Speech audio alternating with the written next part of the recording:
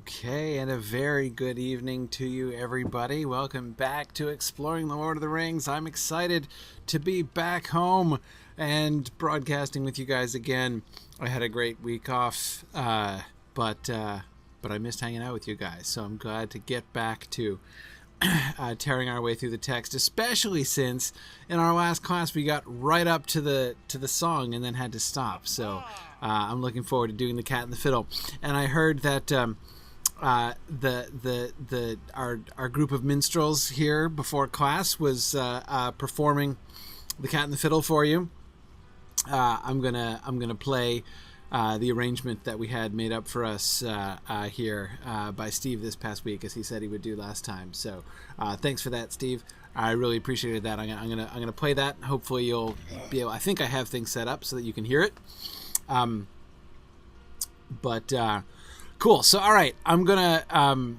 So tonight's class is called Being Inconspicuous Very Badly. Frodo does a pretty good job of showing you how not to go on the lam if ever you yourself are running for your life and hiding. Don't do it like Frodo did. Before we start, two quick announcements. Three quick announcements. First, just to keep everybody to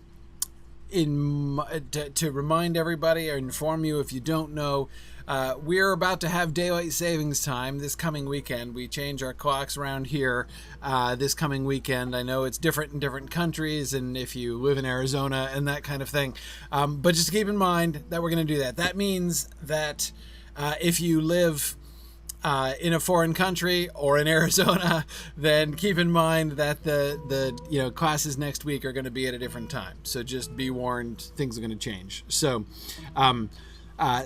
daylight savings this coming Sunday.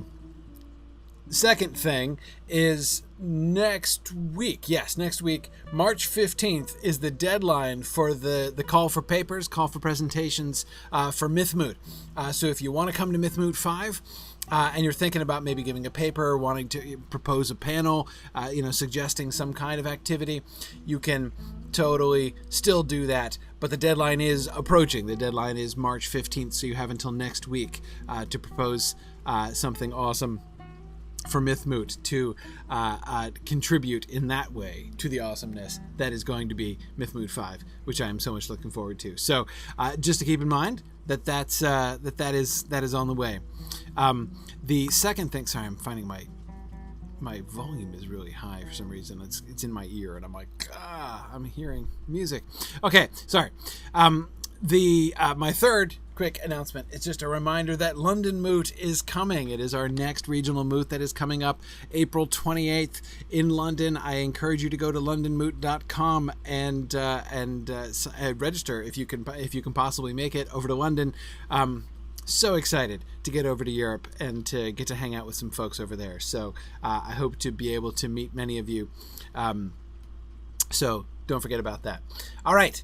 That's it, and I am ready for some more discussion here tonight. Two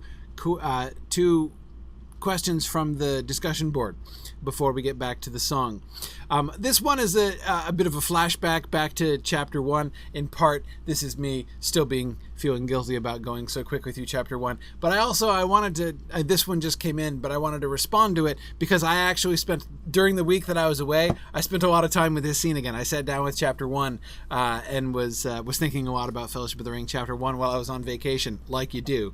And so I was just reading this passage really, really carefully a couple days before I got this question. So I was like, hey, I'm going to talk about it. So,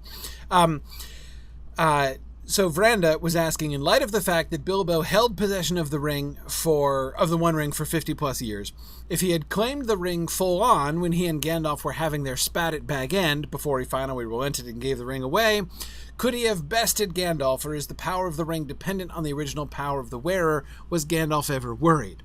Okay. 1. Bilbo totally does claim the ring. He claims that the ring as full on as it's possible to claim it. In fact, that's the entire premise of what's going on through that whole scene. When you look at Bilbo's dialogue throughout that, what he's saying again and again is that the ring is mine, I won't give it away. This is why he goes on to calling it his precious, right? It is the, articulating that it is not only just repeating, he's not just repeating Gollum, he's articulating that it's the most important thing in the world to him, right? Anyway, so he does claim it. He totally claims it. Is Gandalf worried? Well, yeah, Gandalf's not worried that Bilbo's gonna mop the floor with him, because it's exactly, Jake, exactly as you were just suggesting in the Twitch chat there. Gandalf is worried, but he's worried about Bilbo. He's not worried for his own self, right? So, is Bilbo able to, make use of the power of the ring in order to dominate the wills of others? Is he gonna, having claimed the ring, as again, he's clearly claiming the ring in as strong and thorough terms as is possible for him to do at that point. Having claimed the ring, is it possible for him to use its power to dominate the will of Gandalf? No, he can't do that, just because he doesn't know how. Remember, this is going to come up way down the road when Frodo is talking to Galadriel, right? And he's asking her, he's like, why are not like the your thoughts laid bare before me, right? Because I'm permitted to wield the One Ring, and like if you say Sauron will know all these things if he gets the One Ring, why don't I know them, right? I mean, it's a great question from Frodo, and you'll remember Galadriel's response is going to be, you haven't tried. Don't try, she says, right? That is, and she goes on to explain that she has to, he in order to use the power of the ring like that, he would have to train his will to the domination of others, right? He has to get himself thinking in that way. Now, Bilbo claims the ring for himself, but he's never used the ring to try to dominate the will of others, right? This sort of confrontation that he's having with Gandalf is the first time that's ever even been anywhere close to on the table, right? Bilbo had only ever tried to use the ring to make himself invisible and to vanish away, especially when the Sackville Bagginses or goblins or whatever, or dragons come by, right? So anyway, so that's so yes, so he does claim it.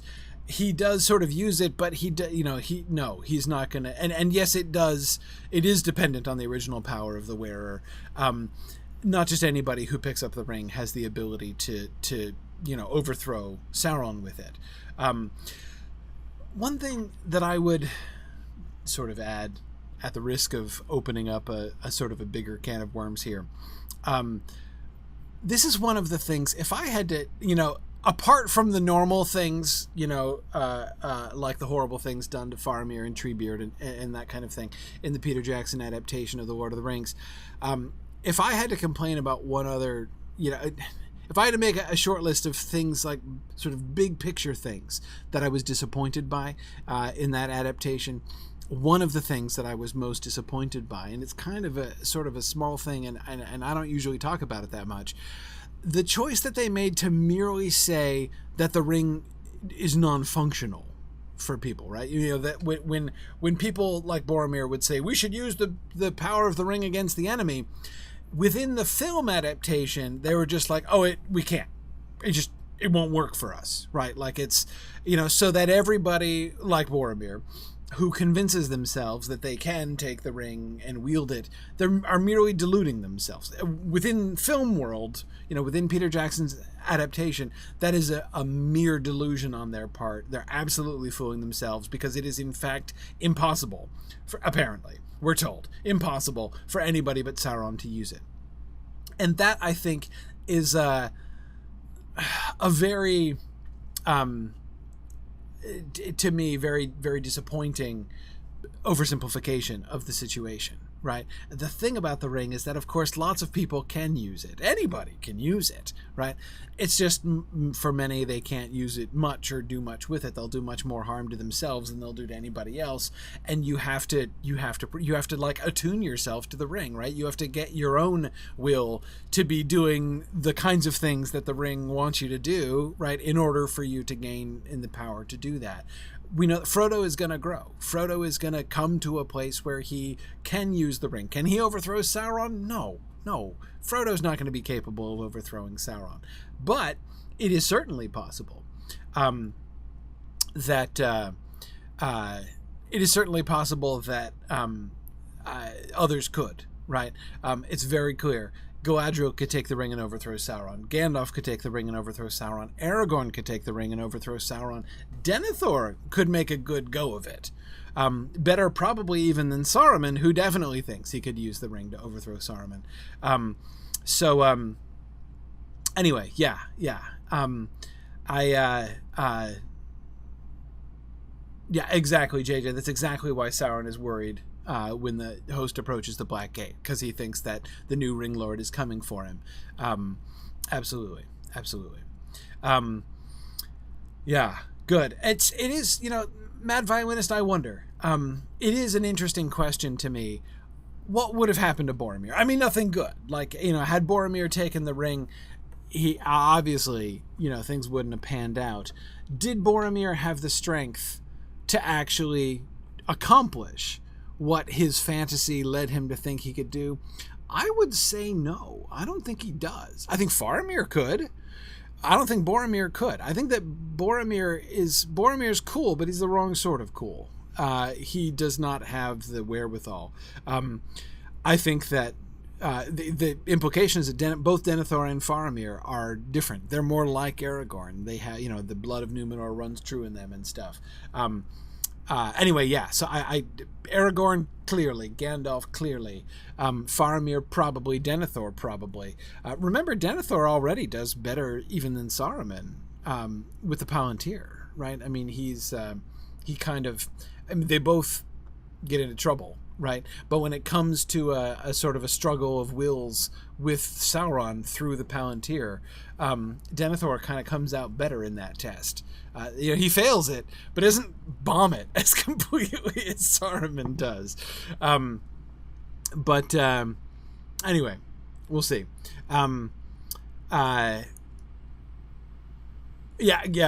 Yeah. Now it's interesting. Fourth Thoughtless is suggesting that Denethor succeeds better than Saruman because he had a greater right to wield it as the lawful steward.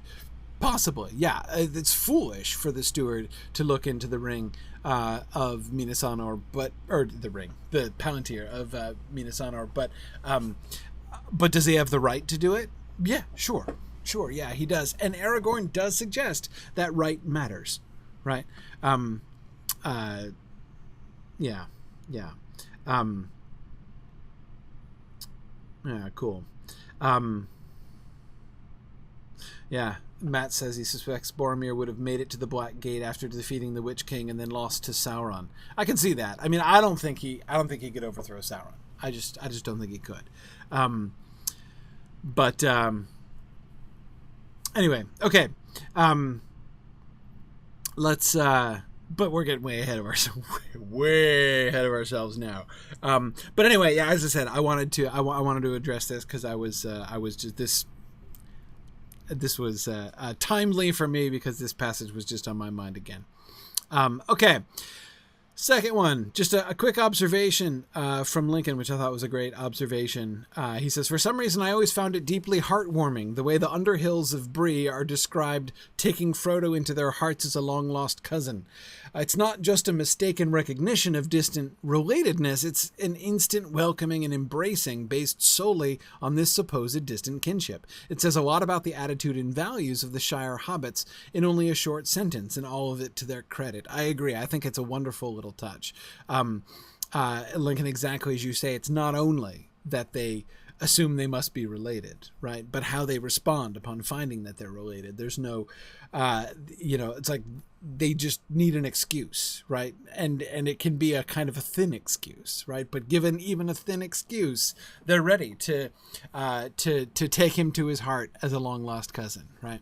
And I agree. I think that really shows us something, and it's interesting to me, especially because it's a little, potentially anyway, a little bit different than what we see in the Shire, right? Remember the pattern in the Shire is for people in one part of the Shire to be suspicious of anybody who, to believe, largely assume, because it's often without much data, that people who live, more than 20 miles away are weird, right? And they're suspicious and dubious of people who live far away. So here are the Bree Underhills, right? Finding that there's this Underhill from the Shire. They don't know anything about him, right? That's way farther away than Buckland is from Bag End, and yet, from Hobbiton, and yet, instead of being like, oh, you're one of those weird Underhills, they immediately embrace him. And I think that's cool. It does suggest something really interesting to me, and it makes me wonder: are the Bree hobbits in fact more welcoming than the Shire hobbits? Right, and I think they might be. So I don't know. I mean, now it is. It is true that members of families can be spread out. So, maybe you could say, well, a Shire hobbit would probably not think a member of a long lost member of their own family was queer just because they lived far away. Maybe, but I don't know. I mean, again, that might be true of hobbits that are already kind of countercultural in this way, like the Tooks and the Brandybucks, right? But, I don't know. Just again thinking about Chapter 1, the invitations to Bilbo, to Bilbo's party, the fact that he's inviting people from all over the Shire and some even from outside the borders, is treated as an oddity, right? It's a weirdness.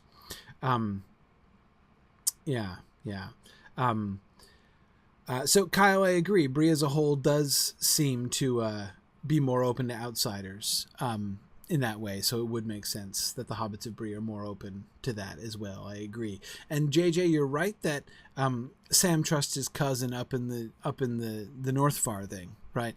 Yes. Now they're very close family, right? So we're not talking about like somebody from a distant branch of the family who's from the North Farthing. You're talking about his cousin, right? And I mean, even his brothers don't live at home. Sam is the youngest son, not the only son, and not the oldest son of Hamfast Gamgee. He's the youngest son. He's the one who lives home with Dad, right? That's why it's his responsibility to take care of Dad, not because he's the oldest son and the heir of his father, but because he's the youngest one who got left behind with Dad while the others kind of went out to do their thing.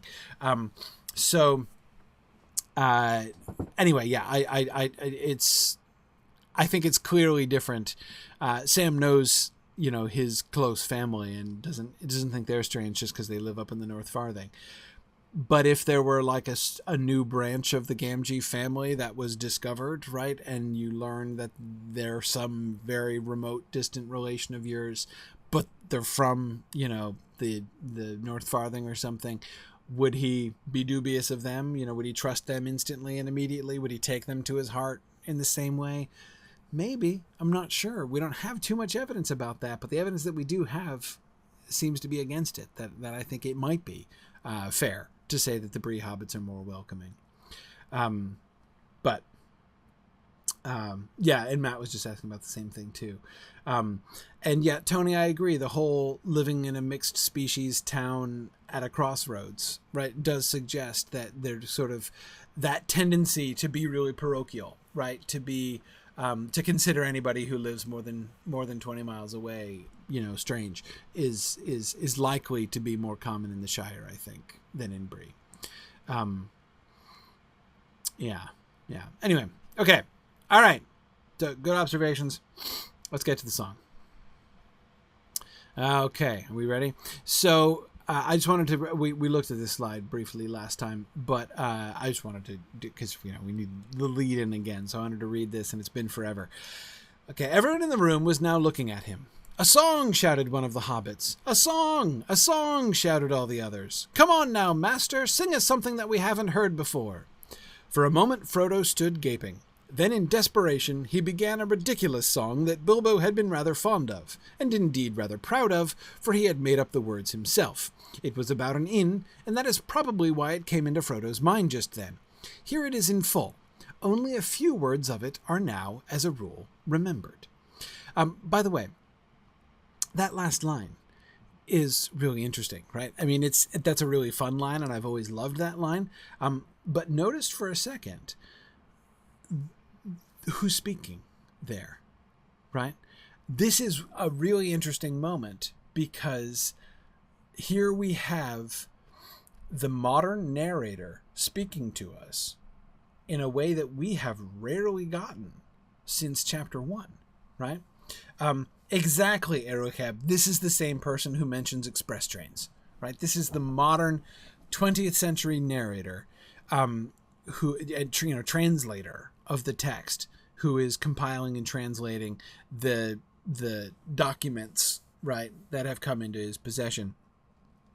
And there are very few places where we can point very clearly to that voice, right? That voice was fairly common in The Hobbit, right? Remember all those times in The Hobbit when the narrator addresses the reader, right? Saying things like in the riddle game, right? Saying things like, I expect that you know the answer or can guess it as easy as blinking, right? Remember that? So, but of course you don't have being eaten to trouble your thinking and all that stuff. So that kind of tactic where the narrator is speaking directly to the reader, we don't see that even much in chapter 1. And we've not gotten much. So one of the reasons I wanted to draw attention to that last sentence. Sometimes when you hear people talk about this, people will exaggerate this a little bit. That is to say that this narrator, the voice of this narrator, vanishes after like chapter 1, or at least after chapter 3. I don't think so. I clearly not, right? Here he is again. And it's a good reminder that we do have several layers to kind of think through. There are going to be times when we're going to see the storyteller, like the Hobbit narrator, Frodo, Sam, a later writer, maybe Finnegill, King's writer, right? But somebody from the cultural context of the text, but clearly writing after the fact, right? We'll get some of that in some places. But we still also have, on top of that, this additional layer. We have to remember that all this stuff is being mediated to us by a modern translator, by a modern narrator. And occasionally we will see a recollection of that, a direct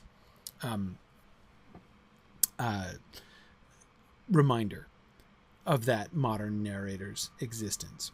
And yeah, Matt, I agree. The tone does sound very much like the tone. That's exactly the point that I wanted to make. It isn't only the fact that by saying things like now, only a few words of it are now, as a rule, remembered, now being the modern era, not the time of the story, or even in the generations afterwards, but in the modern world, in the 19th or 20th century, wherever the narrator is actually located, 20th century, I'd assume. That's the now, clearly, that he's referring to. But I agree, as Matt's saying, it's not just that fact. It's not just the mere fact that it's the modern narrator speaking.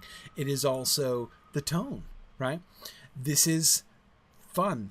And it's fun in the same way that those passages in chapter 1 are fun. I do love, as a rule, Tom, I agree.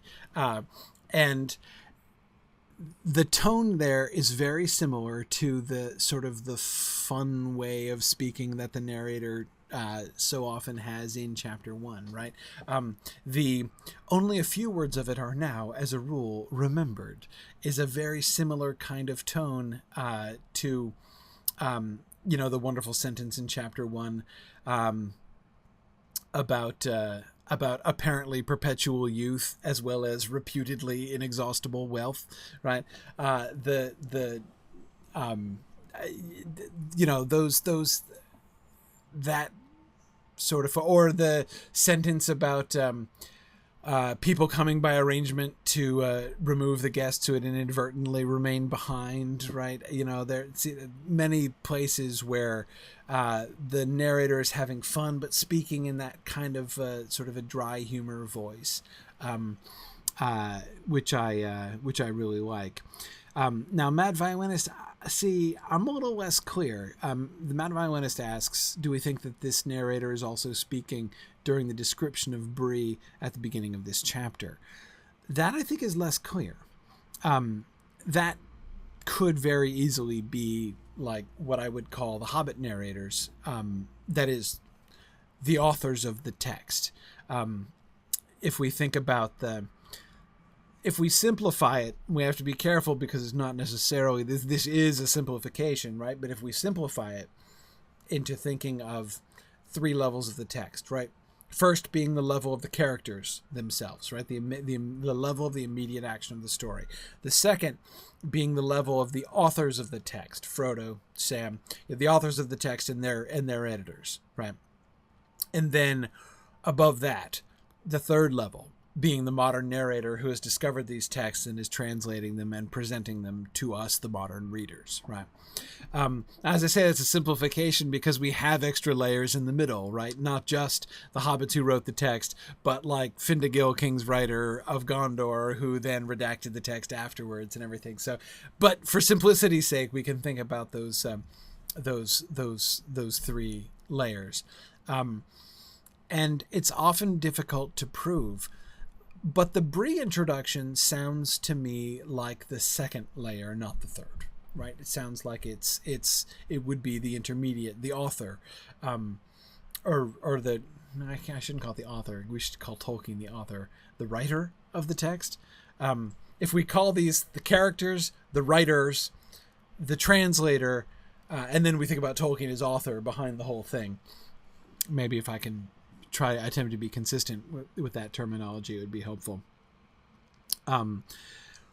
Yeah. Now see, but Tony, I have a hard enough time being able to feel very confident that we can distinguish between level 2 and level 3, right? Between the writers and the translator, to be able to try to guess whether we're hearing the writers or the editors, or like what level of editors within that, second layer, as I was describing it, we're getting. It would be challenging, right? Where would I place the Buckland introduction? On that second layer as well, right? This is the kind of fun game to play. This is the kind of fun game that Tolkien practically invites us to play with his note on the Shire records at the beginning of in the prologue, right? Where he's telling us about the different history of the texts that went into making up this book.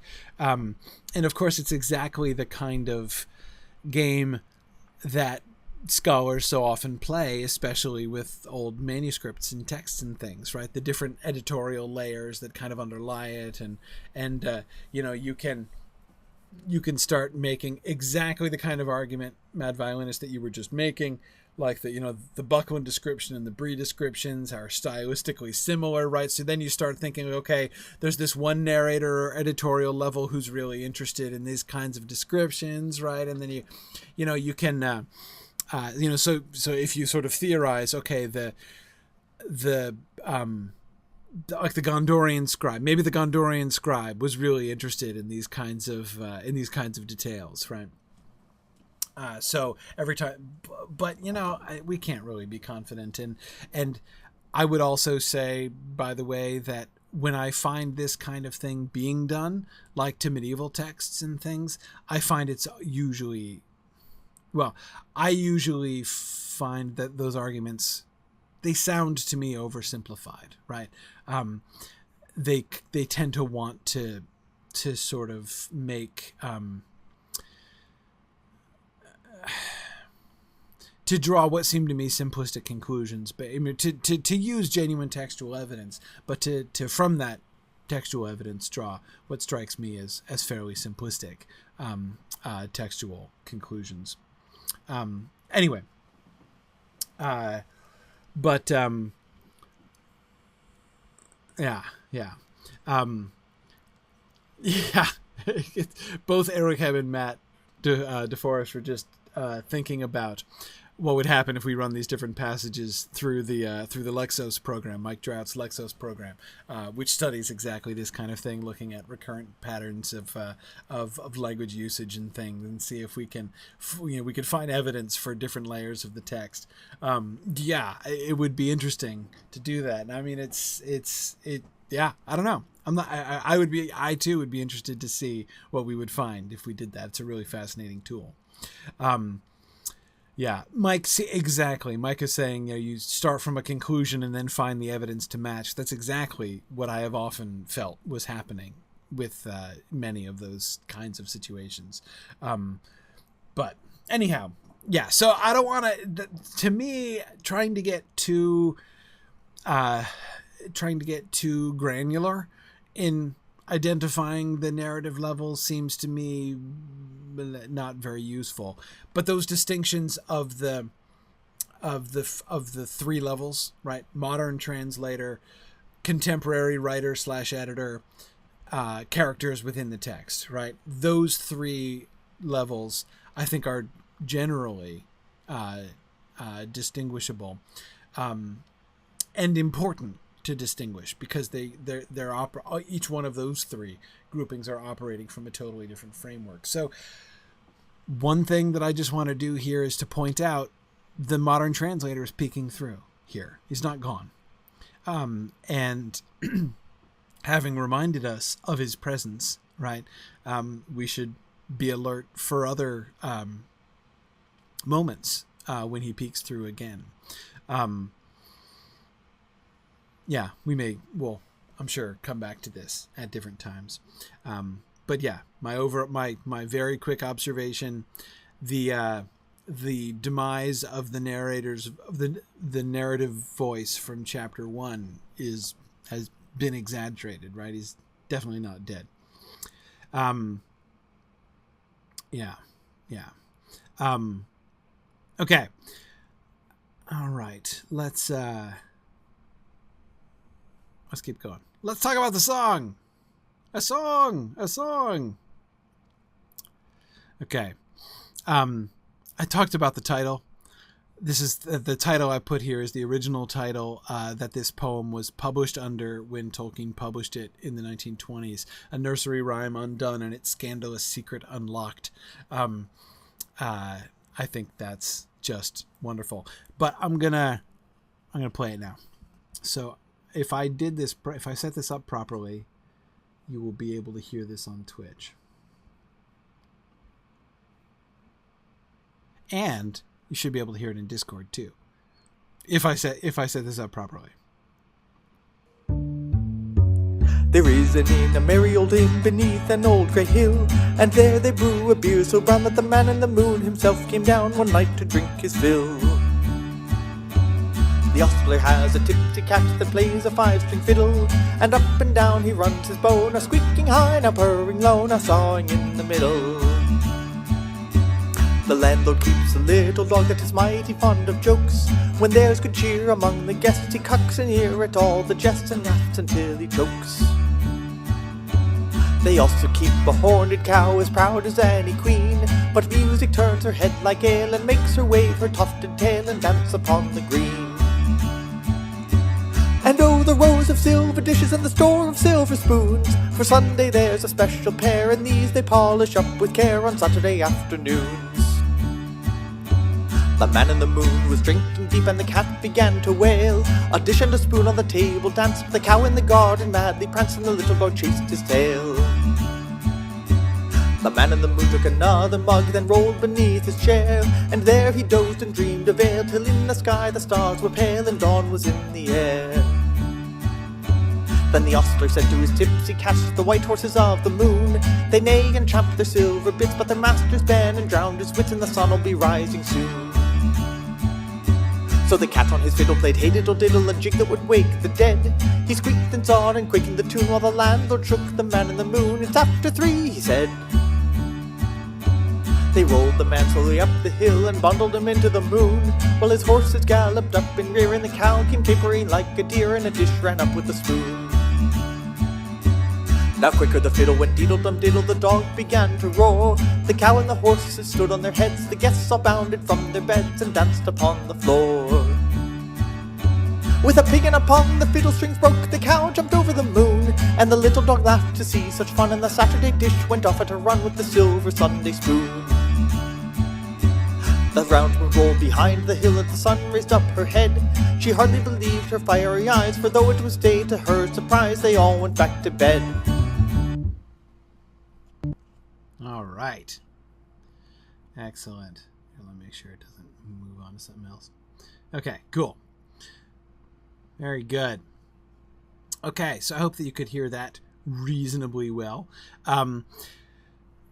First, let's. So I love to be able to get it with music, right? And to hear it sung as it should be sung. Okay. First, what do you notice about the shape of this song, right? We should look at the structure, right, even before we start thinking about the content here. Let's look at each stanza. It's obviously in stanzas, right? And each stanza is pretty much the same. There are some variations, local variations in rhythm of particular lines and things, but in general, it's very regular, right? What's the shape? What's the structure? It's a really simple but cool shape, right? So listen to the rhythm. Tell me what you notice about the rhythm and rhyme scheme. There is an inn, a merry old inn, beneath an old grey hill, and there they brew a beer so brown that the man in the moon himself came down one night to drink his fill. What do you hear? What meter is it in?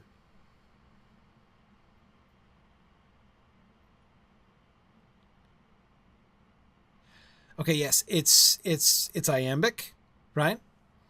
It's definitely iambic, though that's irregular, right? In some places, he plays with that, right? There is an inn, a merry old inn, right? A merry old inn is a great example of the kind of variation that we get locally within lines, right?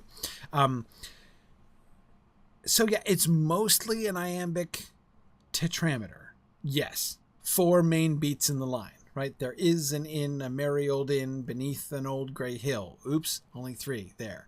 And there they brew a beer so brown that the man in the moon himself came down one night to drink his fill. 4 beats, 3 beats, 4 beats, 4 beats, 3 beats, right? Okay, so alternating between 3 and 4, oh wait, except it's not. We get those 2 lines with 4 in a row, right, in the middle. So what we get here, in fact, is not exactly iambic tetrameter, right? Iambic tetrameter, one of the sort of famous things about iambic tetrameter is that it's really like regular and sing-songy, right? Sort of read enough regular iambic tetrameter aloud and you'll start going like this without you being able to help it, right? This has a very different rhythm than just a regular iambic tetrameter. Notice if you just skip the middle line, right? If you skip the middle line, how does it sound? There is an inn, a merry old inn, beneath an old grey hill, that the man in the moon himself came down one night to drink his fill, right? Those sound like 2 7-beat lines, which rhyme at the end, right? The 4-3-4-3 tetrameter, trimeter pairing, that's really common in Tolkien's poetry. Tolkien loves heptameter lines, right? He loves 7 beats in a line, or if he doesn't do it in a single line, he'll do it like this. He'll do 4-3 alternating, 4-3 alternating. So, and it gives, and often we'll see him link them with rhyme like this, as if it were 2 instead of 4 lines, right? Of 4-3 4-3. It's like 2 lines of 7-7, right? That rhyme that are a rhyming couplet, hill and fill. That's very common for Tolkien, but it's not just that either, right?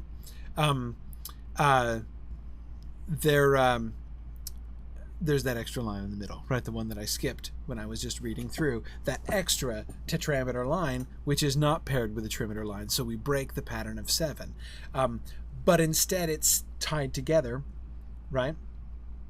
By internal rhyme with the first half of the end. So we've got the first 2 lines and the last 2 lines, which are joined with rhyme, right? But then you've got lines 3 and 4, which are joined by rhyme, which has the effect of sounding like an internal rhyme, right? And there they brew a beer so brown that the man in the moon himself came down one night to drink his fill. It sounds like internal rhyme because, again, came down doesn't sound, when you're just listening to it, it doesn't even sound like the end of the line, right?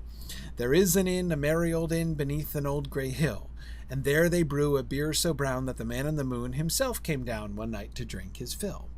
It sounds like 2 long lines with the short line in the middle, but with the internal rhyme on that short line. So I really like how they how the different parts of the stanza all kind of hold together. The one thing that sort of stands out, and Tony, you were pointing this out earlier, there's no rhyme for the first line, right? And what's the effect of that? The effect of that is to again make it sound like that 7-beat line. It doesn't sound like the end of a line, right? Because the rhyming bit is the part that comes at the end of the trimeter line, line 2. Line 1 doesn't have any rhyming pair at all. So the way that we get this sort of the longer lines and then that sort of quick repetition in the middle with the internal rhyme, and up and down he runs his bow, now squeaking high, now purring low, now sawing in the middle, right? When there's good cheer among the guests, he cocks an ear at all the jests and laughs until he chokes, right? That sort of shorter tetrameter line with the internal rhyme in the middle of the stanza. I love the thoughts that you guys are having. Tony is saying you could musically you could play this as 5/4 time and it would line up. That would be interesting. It's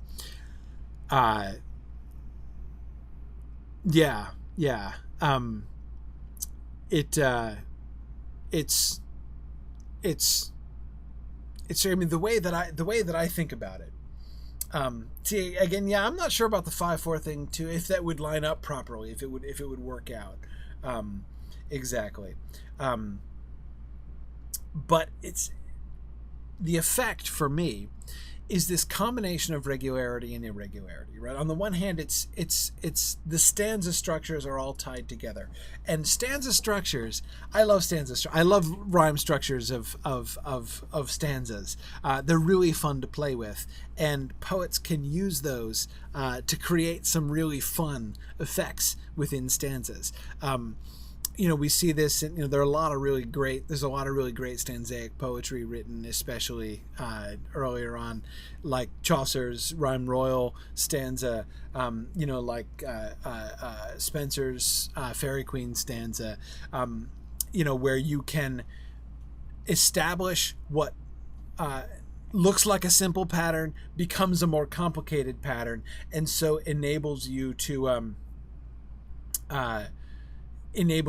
kind of tie one part of the stanza with another part of the stanza, right? You'll have the so again, like here again we have this what has the effect of a kind of expansion, right, of the second. Again, it's like two long rhyming lines, except we're drawing out the second one, right? Regular but kind of irregular, right? It's the fact that it's a 5-line stanza makes it sort of by necessity a little bit irregular, right? Because it's not just quatrains, it's not just alternating like the rhyme scheme A-B or something like that. It's not going to have that same kind of regular sort of pattern, if you see what I mean by that. Anyway, so there's lots to think about here. Again, it's not super complex, right?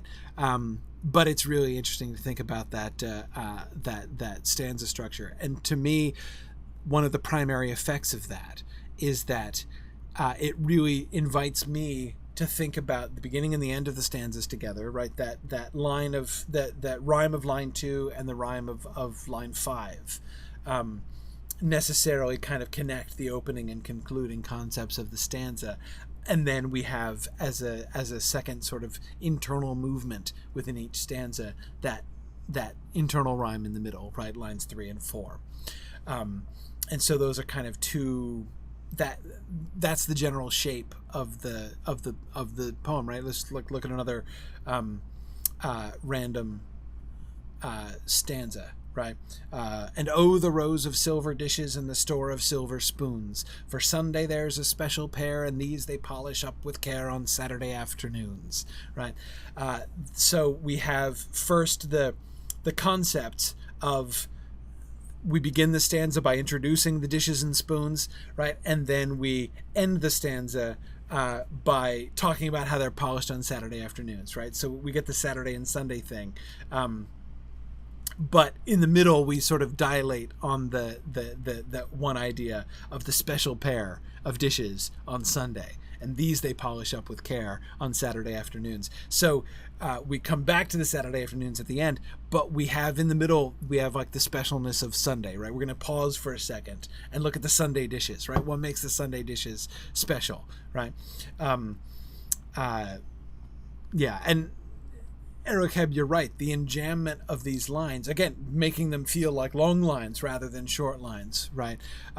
For Sunday, there's a special pair, and these they polish up with care on Saturday afternoons. That whole thing is a sentence, right? Those last 3 lines are all one sentence, but you'll notice there's stronger enjambment between lines 4 and 5, right? You pause at the end of line 3. You don't stop, but you pause.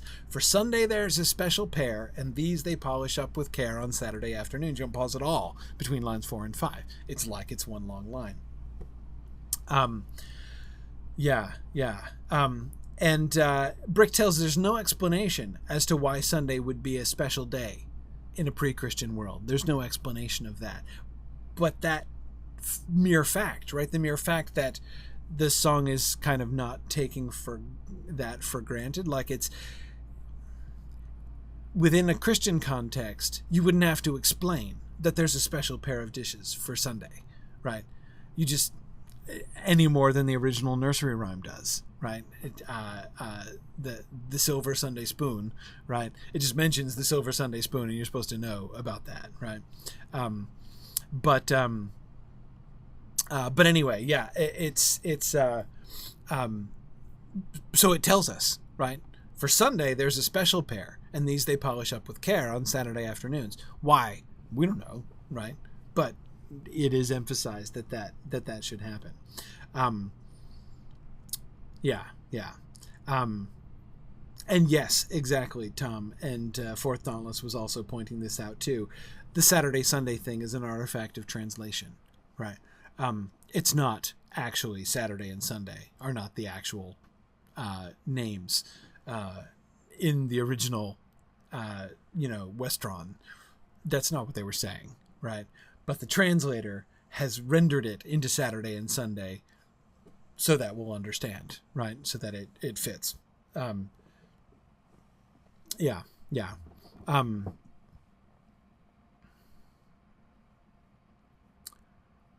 Good.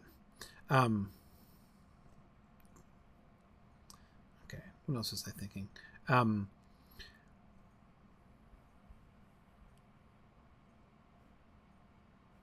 Let's think more about the story now. Having thought some about the shape and the sound,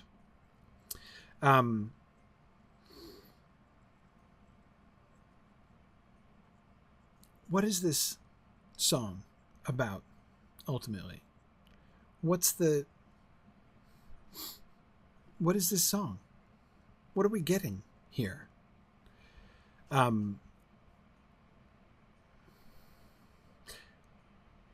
Notice where we begin. There is an inn, a merry old inn, beneath an old grey hill, and there they brew a beer so brown that the man in the moon himself came down one night to drink his fill.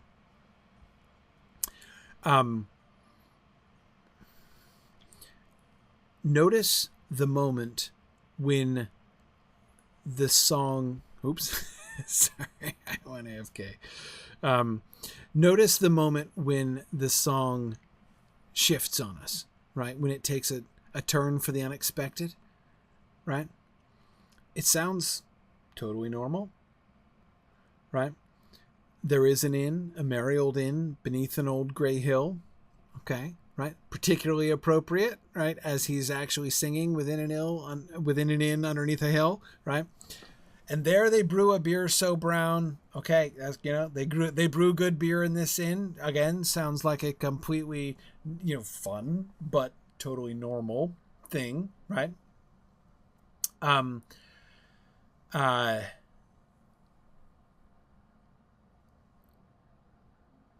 And then there's a sudden turn. Hang on a second. Caution.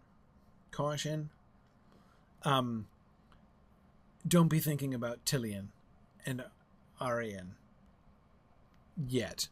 Anyway, I'm cautioning about that. I mean, it's like a little bit relevant, of course, but I just be cautious about it. This is a very imperfectly naturalized song within the mythology of the Silmarillion.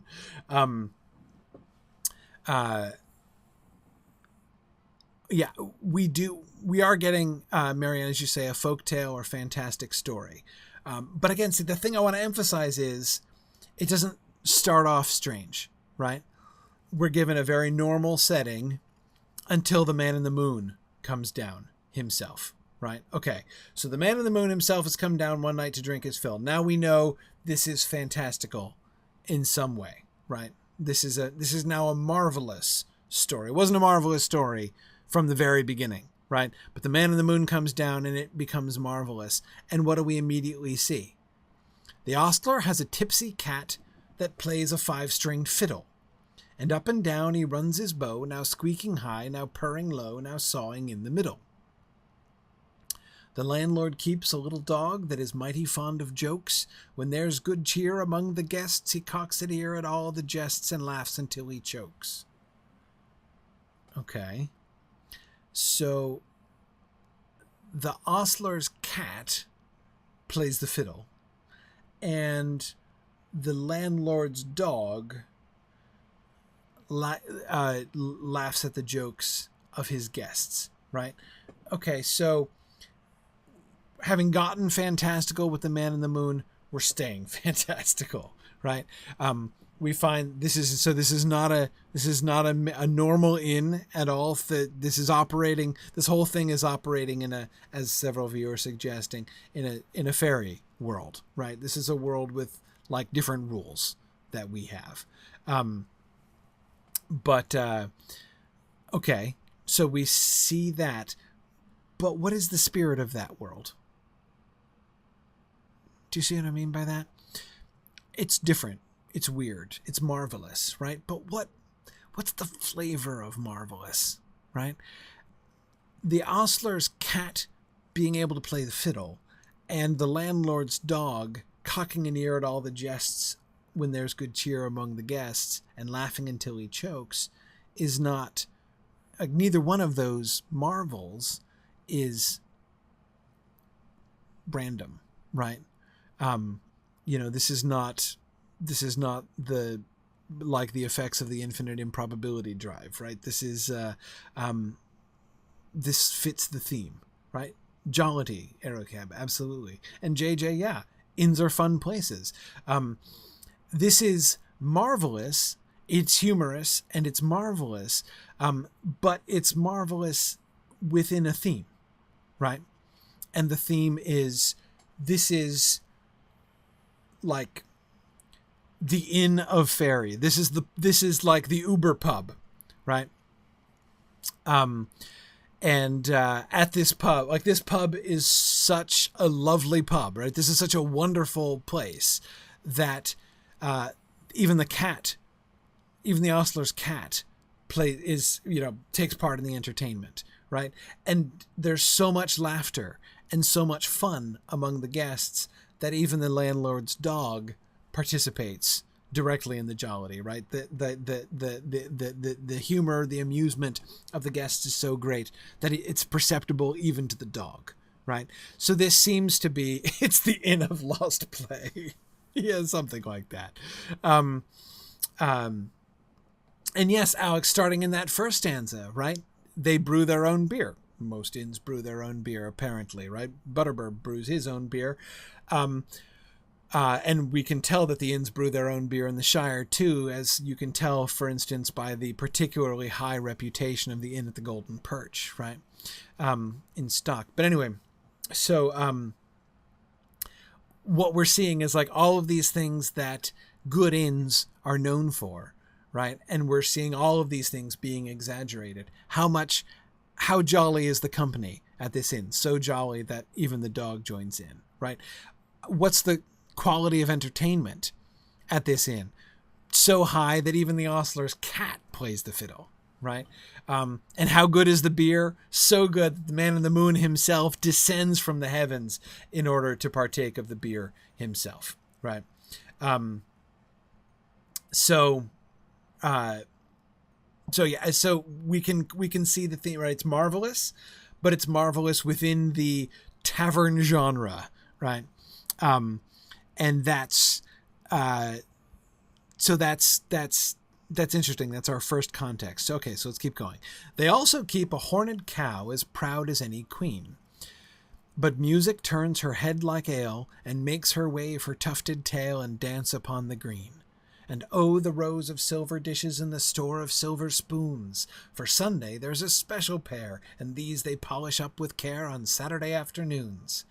The man in the moon was drinking deep, and the cat began to wail. A dish and a spoon on the table danced, the cow in the garden madly pranced, and the little dog chased his tail. Okay.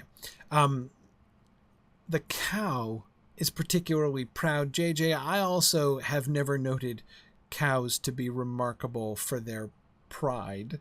But I guess, I have known only a few cows relatively well, so it's possible that the ones I knew were particularly humble. It's possible. I'm not really sure.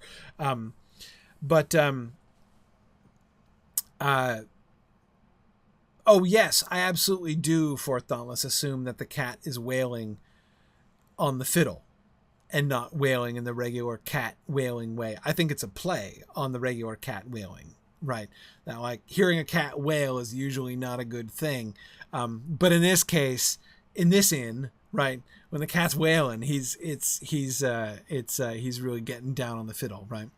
But anyway, okay, so the cow is proud, but she gets drunk on music, right? And she dances upon the green. And again, how enchanting is the good cheer at this inn, right? It has this effect even on the local livestock, right? The proud local cow is enchanted, right? And dances upon the green. And oh, the rows of, I love the oh in that stanza, right? Just exclaiming, oh man, I didn't even talk about their crockery, right? Can you even guess at an inn like this, right? At like the Uber Inn, man, imagine the rows of silver dishes in the store of silver spoons, right?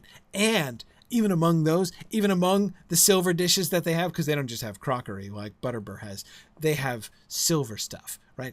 And in their silver, there's even a special pair that's like even more special than the rest of the silver stuff, right? And now, having established this marvelous super inn, we get to the action of the day in question, because what we're going to be hearing about, right? This has all just been setting the scene, right? And the scene is being set for this one particular night where things got really crazy. So what we're getting is the most extraordinary night in the most extraordinary inn in the world, right? We're getting sort of marvels heaped upon marvels here. The man in the moon was drinking deep, and the cat began to wail. A dish and a spoon on the table danced. The cow in the garden madly pranced, and the little dog chased his tail. The little dog, who enjoys the good cheer among the guests, is like going crazy, spinning in circles because he's so happy. And there's the cat wailing away on his fiddle, and the dish and the spoon are dancing. It's not just the cow, right? The jollity of the room and the music and the excellence of the music is not only affecting the livestock, it's even affecting the flatware. So there we go. That's just how exceptional this one night was, right? And yes, Mungley says because he's a dog, right? Absolutely. Notice how he's playing on both normal cat behavior and normal dog behavior, right? But having established their roles, the cat and the dog's roles in this marvelous context at the Super Inn, right? He takes these activities which by themselves would just sound like normal cat and dog activities, right? The cat's wailing and the dog's running in circles, right? Like cats do, like dogs do. But yet within the marvelous context, we see far from coming down to normal behavior, it's taking it up another notch to super marvelous behavior, right?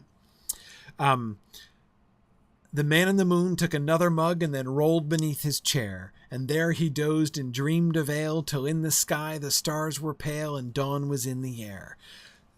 So we had the music, the jollity, the festiveness of the evening, so extraordinary, and apparently the potency of the beer also is at its peak levels here this evening as the man in the moon passes out beneath his chair. So this is the story of that one extraordinary evening, in which we get the man in the moon rolling beneath his chair till dawn is about to happen, and here's the moon still at the pub. Then the ostler said to his tipsy cat, "The white horses of the moon, they neigh and champ their silver bits, but their master's been and drowned his wits, and the sun'll be rising soon." Steve, you did an awesome job with this stanza. I think this is the hardest stanza in the song to sing. The second line, or second half of that line, right, that trimeter line, is really tricky, right? This is, I think, the most remarkable rhythmic variation of any line in the poem. Then the ostler said to his tipsy cat, "The white horses of the moon." The white horses of the moon. It doesn't even sound iambic, that line, right? It's not just we're adding a little triplet, right? There is an inn, a merry old inn, right? That's not just let's put a merry old inn instead of just a regular iambic pattern. Yeah, Steve, it really is a mouthful. Right? I was listening for that stanza, and I was really impressed with how you pulled that off, because it's very difficult. Then the ostler said to his tipsy cat, "The white horses of the moon, they neigh and champ their silver bits, but their master's been and drowned his wits, and the sun will be rising soon." It gets back to regular. By the way, I didn't mention that there are very few rhythmic variations within lines 3 and 4. Lines 3 and 4 are almost always very regular iambs. He squeaked and sawed and quickened the tune while the landlord shook the man in the moon. We do get the quicken the tune to get a little triplet feel there in the end. Anyway, the ostlers, I think that it would be my argument that the awkwardness of that first line is deliberate. It's supposed to be a little bit jarring, right? The ostler is kind of being the buzzkill here, right? Everybody is having the best night ever at the best inn ever, right? So we have marvelous within the marvelous, and then here's the ostler kind of bringing people back to reality, and he's like, people, we have to reestablish normality, right? The moon has got to set because the sun's coming up. So, the white horses of the moon are neighing and champing at their silver bits, right? He's the one who is trying to bring things back into the normal pattern, right?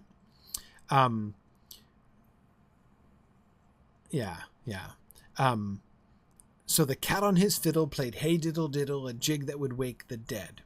He squeaked and sawed and quickened the tune while the landlord shook the man in the moon. It's after 3, he said. The cat on his fiddle played Hey Diddle Diddle. That's a very remarkable line. What do you notice about that line? That's pretty special. We've not heard anything like this.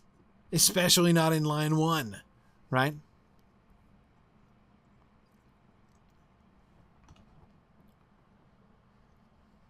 Yeah, exactly, JJ and Alex. The internal rhyme, right? The thing that has made line 1 stand out all the way through the song to this point is it doesn't rhyme with anything, right? It's the springboard to line 2, right? Which is going to rhyme ultimately with line 5. But we get internal rhyme here. So the cat on his fiddle played Hey Diddle Diddle. And yes, Erocab, we sort of break into anapests. This triplet feel that's been running through, right? There is an inn, a merry old inn, ba ba ba ba ba. That's very sorry, I'm messing with my phone here. That's a very prominent pattern throughout the poem, but we finally get the sorry, Twitter people complaining about me trying to mess with my phone while I'm broadcasting. Anyway, sorry. It doesn't exactly fall into regular anapests here, but that triplet feel that's been kind of lurking all the way through the poem comes out very strongly in this stanza, right? This is the big one. So the cat and the fiddle played Hey Diddle Diddle, a jig that would wake the dead. When we return to iambs in the second line, a jig that would wake the dead. Wake the dead is back to the normal iambic pattern. And boy, doesn't that sound remarkable, right? Don't you land on wake the dead really heavily, because we're in anapests all the way through. So the cat and the fiddle played Hey Diddle Diddle, a jig that would wake the dead. I love how that how that ends up coming through. But notice how we get the increased frenzied pace of things, right? Because having established the marvelous inn, and then having added on top of that this specially marvelous night when everything was really already pretty amped up and pretty extra marvelous, now we're gonna respond by cranking it up one more level, right? We're gonna go even higher, and the poem's rhythm responds to that and gets really frantic while the cat is playing Hey Diddle Diddle. And of course, we get one of the jokes here, right? Which is Hey Diddle Diddle is, of course, the first line of the original nursery rhyme, right? So at this point, remember the whole conceit behind the original poem, right? A nursery rhyme undone and its scandalous secret unlocked, right? The whole point is it's going to tell us the story behind the nursery rhyme itself. Sounds like a nonsense rhyme, right? Hey Diddle Diddle, the cat and the fiddle, the cow jumped over the moon. Like, what do any of those things have to do with each other, right? The cat and the fiddle, are they connected with each other, right? Doesn't even, that line by itself doesn't even necessarily convey that the cat's playing the fiddle. It's just a cat. We have cat, we have fiddle, right? We have the cow jumping over the moon. Why? How? In what context? We have no idea, right? The little dog laughed to see such sport. Okay, right? But we don't get. There's no story there, right? The actual use of the words of the phrase "Hey Diddle Diddle" here, right, is our clear signal. Now it comes, right? Having given you the background, now we get the action of the nursery rhyme. And that's pretty cool. Alex, you're right. Alex points out, as fantastical as the animals are, the humans in this poem are all relatively dedicated to doing their jobs. It's true. Yeah, they're all very responsible, which is, of course, especially fun, I suppose, when your job is like helping to create the most super awesome inn in the world. Anyway, sorry, let's keep going. where I was like, oh yeah, he squeaked and sawed and quickened the tune while the landlord shook the man in the moon. It's after 3, he said. Those lines, as I said, normally lines 3 and 4 are very regular iambic tetrameter. The shifts in this particular stanza are so cool, though. He squeaked and sawed and quickened the tune. Doesn't that sound like a fiddle, right? He squeaked and sawed and quickened the tune while the landlord shook the man in the moon. It's after 3, he said. Yeah. I love the way that Tolkien's rhythm in that stanza really evokes the sound. That can't you hear the fiddle when you hear those lines? It's pretty cool. They rolled the man slowly up the hill and bundled him into the moon, while his horses galloped up in rear, and the cow came capering like a deer, and a dish ran up with the spoon.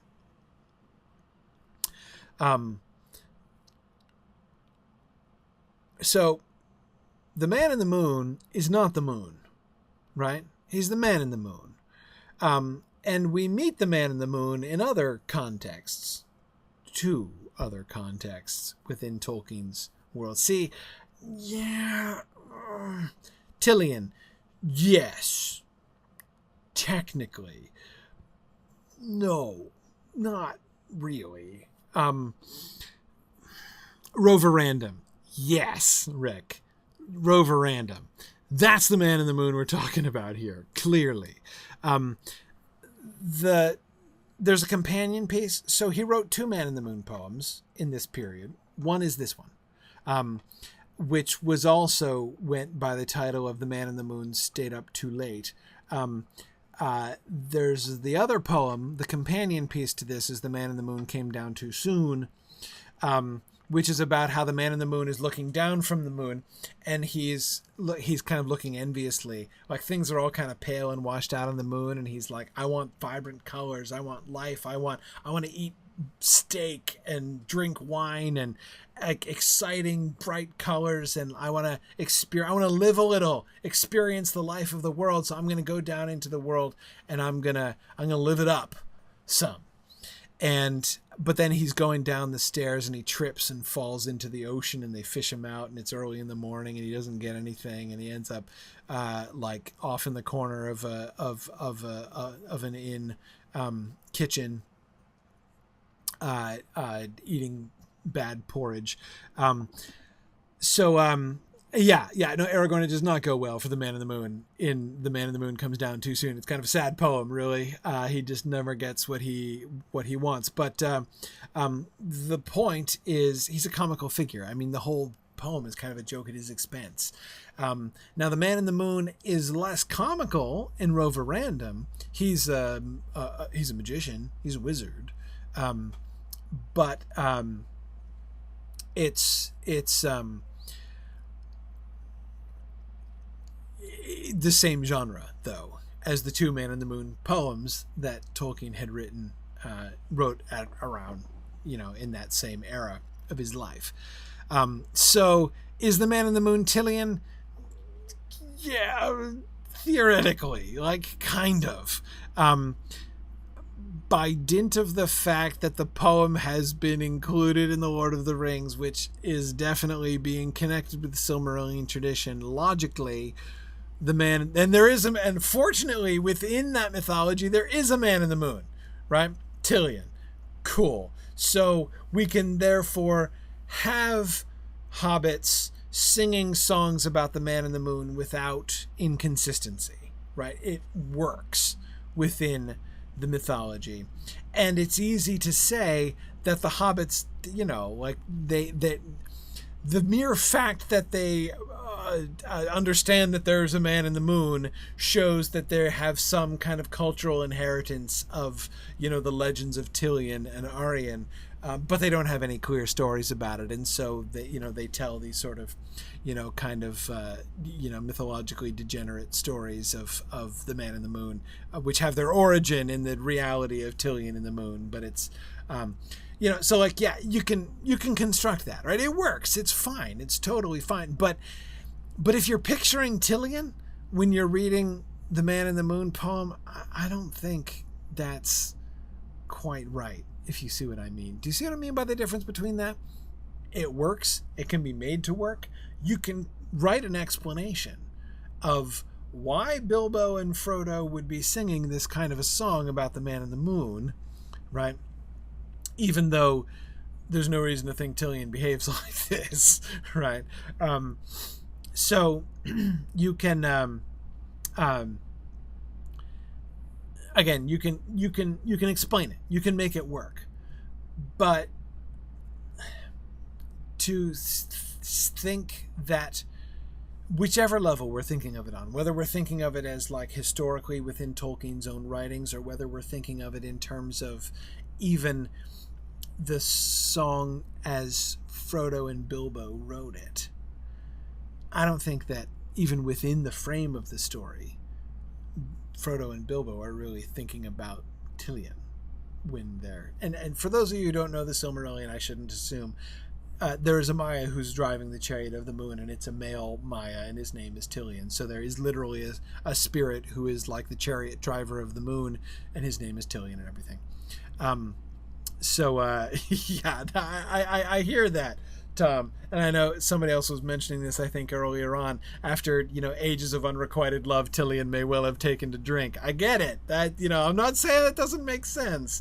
I'm just saying, I think if we treat this, if we try to take this song really seriously as like, and this is one of the legends of, didn't you wonder what Tilion was doing after? Well, here it is, right? This is one of those true myths of Tilion, Maya of the Moon.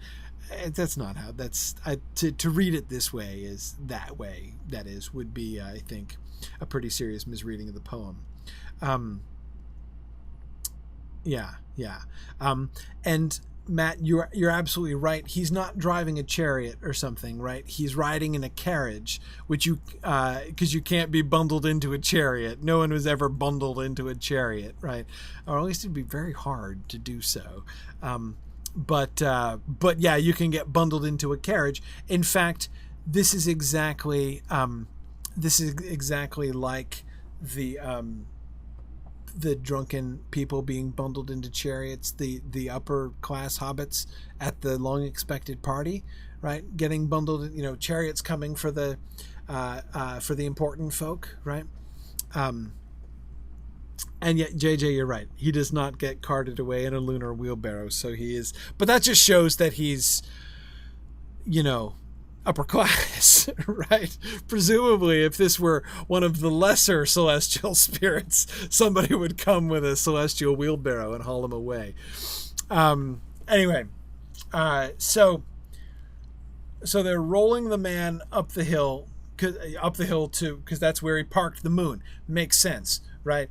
The inn is underneath a hill, so when the man in the moon descends to drink his fill at the inn, he lands like Santa Claus, right, like Father Christmas, on the top of the hill, and then comes down because he's in his his flying thing,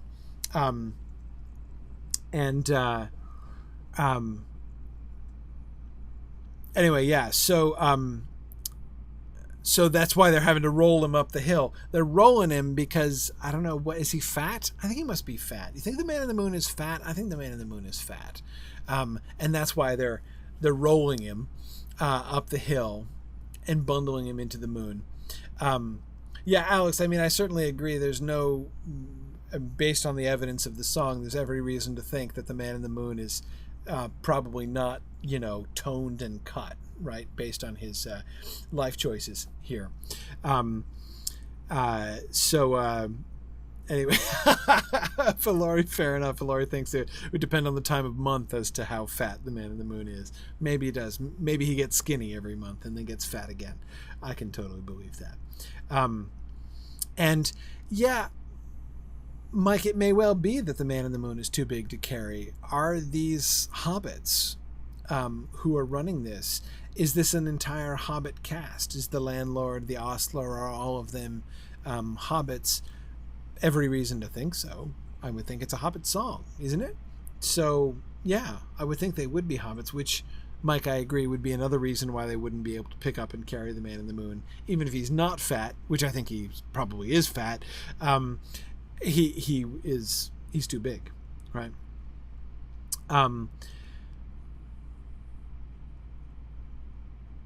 Okay, so his horses are galloping up in rear. Here's his horses taking it really seriously, but they're being accompanied. But here's the horses are doing their job, right?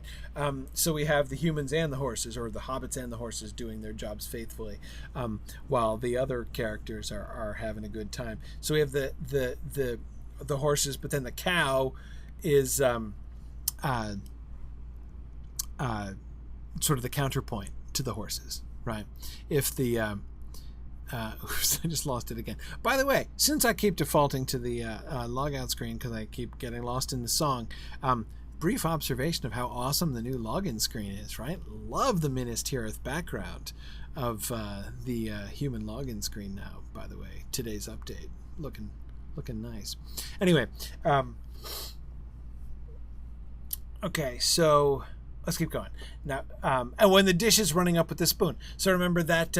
that exceptional evening, right? The things being super marvelous on top of super marvelous, and then things getting turned up even higher when the cat, we're reminded that's still happening, right? The dish and the spoon are running around, right? The cow is capering like a deer. I have known enough cows to know that a cow capering like a deer, pretty unlikely. Now, quicker the fiddle went deedle-dum-deedle, the dog began to roar. I love the rhythm there. You hear that? I can't do that rhythm any other way. Now, quicker the fiddle went deedle-dum-diddle. Once again, we have that frantic fiddle motion, right? Now, quicker the fiddle went deedle-dum-deedle, the dog began to roar. The dog began to roar. That's normal iambic trimeter, right? Normal iambic pattern. But doesn't it sound plodding after that first line? Now, quicker the fiddle went deedle-dum-deedle, the dog began to roar. This sort of stompy line there of iams. The cow and the horses stood on their heads. The guests all bounded from their beds and danced upon the floor. Spontaneous dancing breaking out. There were some guests apparently who were not part of the festivities. They were actually sleeping because it's after 3 o'clock, presumably 3 o'clock a.m. And so lots of people were actually sleeping in their rooms upstairs. The level of jollity in the inn has gotten so high that people are spontaneously leaping from their beds and dancing immediately, right? They're not just being woken up, and they're not complaining about it. They're just, it is everything transformed to wild fun here. Right, the cow and the horses stood on their heads. So the cow is like now affected the horses, right? Even the horses are standing on their heads, not just the cow, but the horses also.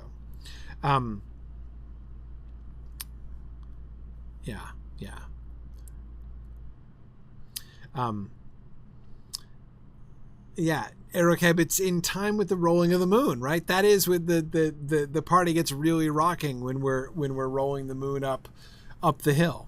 Right, it's not, the party's not over. It's only still escalating. With a ping and a pong, the fiddle strings broke. The cow jumped over the moon, and the little dog laughed to see such fun. And the Saturday dish went off at a run with the silver Sunday spoon. Here we get the stanza which contains the majority of the original nursery rhyme, right? But notice how. Replacing the hey diddle diddle, the cat and the fiddle, the cow jumped over the moon, right? With a ping and a pong, the fiddle strings broke. This is the end of the story, right? This is not the beginning of the story. And again, that's sort of the whole joke, right? Tony asks, is it possible the moon is affecting everyone with lunacy? Maybe.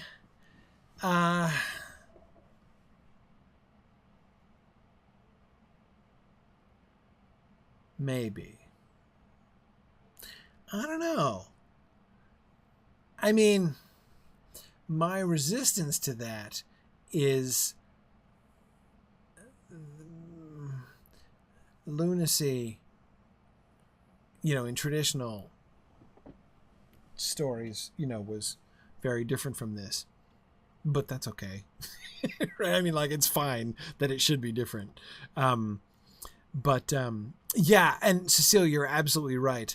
The ping and a pong does the wonderful onomatopoeia for the sound of a fiddle string breaking, right? It is exactly what it sounds like. Yeah. At Lincoln, yes, the Saturday dish running off with the Sunday spoon does sound like some kind of cross-racial elopement, right? It's like the Baron and Luthien of the flatware. Right? Absolutely. And you're right, Mike, it's cross-class as well, right? Because it's not a Sunday spoon and a Sunday dish running off together. It's a Saturday dish running off with the Sunday spoon, right? So yeah, very much breaking the class boundary for Dauntless. This is the Saturday dish is marrying up like you do in Tolkien, right? Especially if you're a guy. This silver Sunday spoon is clearly the female figure, right? Because the dish is marrying up. It is a scandalous elopement, Tony, but it's not just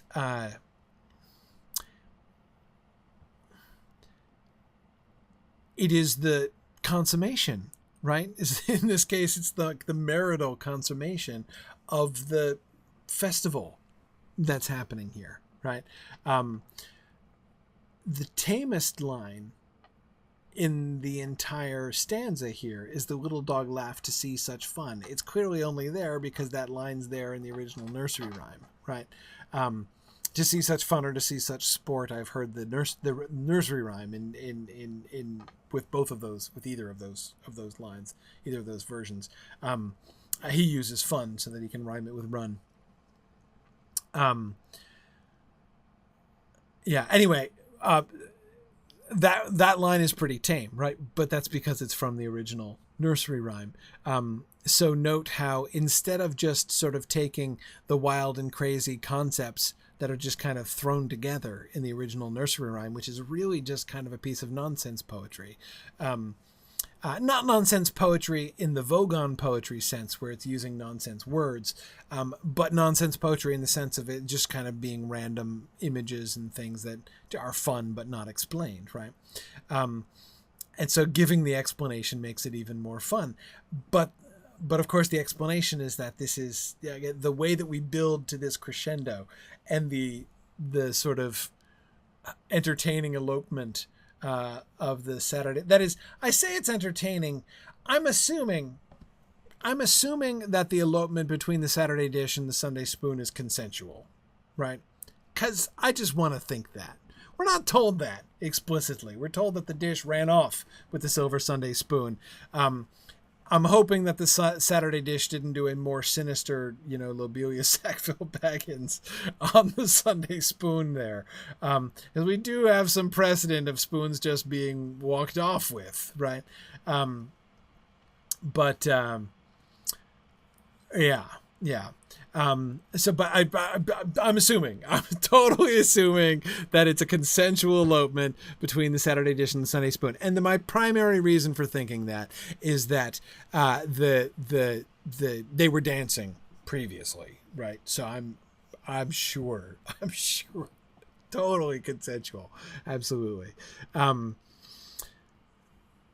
round moon rolled behind the hill as the sun raised up her head. Now, this does not prove that the man in the moon was fat. It's the moon that's round. That is, it's the carriage of the moon. He's in a round carriage because the carriage is itself the moon. It rolls behind the hill as the sun raised up her head. She hardly believed her fiery eyes, for though it was day, to her surprise they all went back to bed.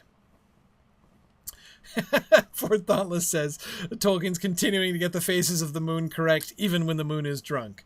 Yes, exactly. Yeah, so and I love how all the moon has to do is set, right? The problem is not that the moon doesn't have to get back up in the sky. It just has to go down. It's been on the hilltop. So it's not that the moon has left its course. It's just tarrying, right? It's descended, and it's resting on the hilltop, and it stays there. When the moon gets to the hilltop above the inn, the man in the moon just puts it in park, right? Gets out and goes to drink his fill of the brown beer at the Super Inn. Unfortunately, he doesn't have long to go. Once they bundle him into the moon and get the horses set up right, all they have to do is just wheel it on down the hill so it sets. Yeah. We do have the feminine pronoun used with the sun. And Tony, you had wanted to talk about the capitalization of the sun and moon. This is clearly a gesture. I think clearly a gesture of incorporating it within the Silmarillion mythology, especially the use of she as applied to the sun, which is very unusual, not utterly unheard of, but very unusual mythologically speaking, right? But of course, fitting the Silmarillion mythology that we saw, in the Silmarillion, it's a female spirit who is the power behind the sun, who's driving the sun. And yeah, the fiery eyes, that's the only part. The fiery eyes of the sun is, in my opinion, literally the only part of this, which sounds like a naturalized line from the Silmarillion mythology, right? So, that's, we do get that, right?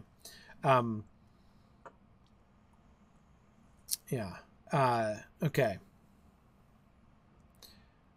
So how do we end our song, right? Having escalated until we reach the point where we're doing the nursery rhyme, right? And the nursery rhyme is at the apex of the marvelous and crazy that's going on here, but at the super inn, right? At the climax of the most marvelous night of, where the good cheer at the inn was so great that people are bounding from their beds and dancing on the floor. Then we get the nursery rhyme, and then everyone's going back to bed, right? We have the moon sets, the sun rises, normality is restored, right? We kind of return out of this sort of little alternate fairy universe that we've been in, though not entirely. Presumably the cat is still capable of playing the fiddle and the dog still laughs at jokes, right? Anyway, yeah, I know you guys are talking about sun and moon mythologies. Yeah, I mean, it's very common for the sun to be male. Yes, Greek, Roman, Egyptian have masculine sun figures. I'm not saying it's unique. I'm just saying it's unusual and definitely fitting with the Silmarillion mythology.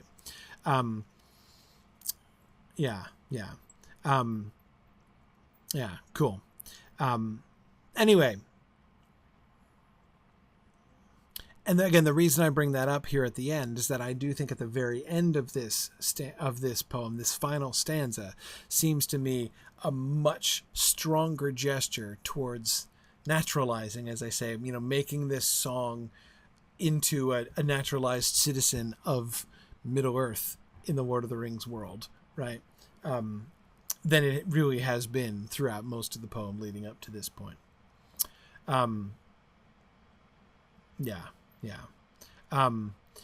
Is the final stanza part of the original? Well, I was actually just going to look that up. Let's look this up. So I'm getting out my copy of The Return of the Shadow here. Let's see, where are we? Does somebody find it for me? I don't want to waste time searching. I could probably find it in the appendix. Is it under Cat and the Fiddle? Do we get that? Yes, we do. Okay. I think I got it here. Yep. All right. There's the troll song. Here's the Cat and the Fiddle song. Yep. Yeah. Okay. That's what I thought.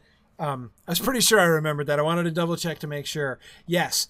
Listen to the stanza, the final stanza in the original version. This is the version that was published back in the 1920s. The round moon rolled off down the hill, but only just in time.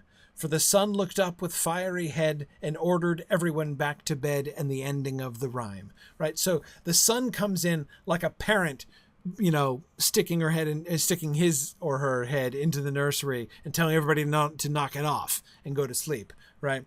The sun looked up with fiery head. There's no indication of gender there at all, right? That fire is associated with the sun, not weird at all, right? But But yes, aggressively ungendered Mike, absolutely, and ordered everyone back to bed in the ending of the rhyme. So the specific femininity, right? She hardly believed her. We get 3 feminine pronouns for the sun in 2 lines, right? 4 in 3 lines, right? So Mike, he's chosen aggressively to gender the sun, right? In this, not in gender, but gender the sun in this final stanza. And so, yeah, this shift when he incorporates it into the Lord of the Rings and he decides to strongly emphasize the fact that the sun is feminine, right? Again, that to me speaks of a real intention to integrate the song into the Silmarillion mythology. But again, to me, it's not like it's the only one or the first one, but it's, I think the most emphatic one, right? Okay. So that's pretty much what we have time for tonight.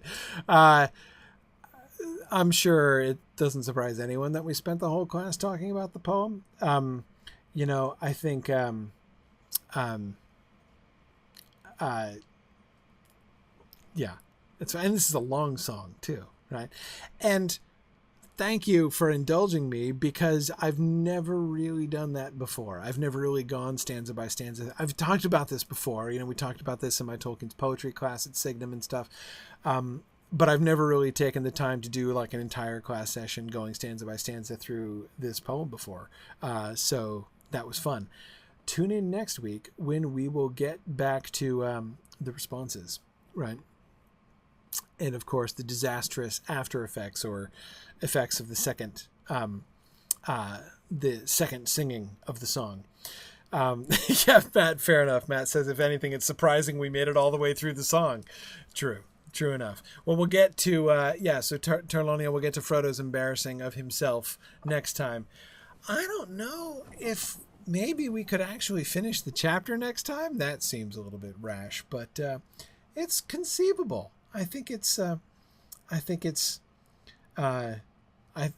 conceivable that we could actually get to the end of the chapter next time, but I'd have to hustle. We'll see. Anyway, so I'm gonna stop our book discussion there. Time to shift and do our field trip now. I will be here next week, but don't forget daylight savings. So if you live in a different country or in Arizona or Hawaii, then you'll then it'll be at a different time. So don't forget that. Anyway, so thanks everybody for joining me. I'm going to say goodbye to the Twitter folks, and we're going to shift over to Twitch full time here, twitch.tv/SignumU, and we'll do our in-game field trip here as well. Thanks everybody. Okay. All right. Good evening, everybody. This is Filori. All right. Thanks, Filori, for joining me again. We are ready.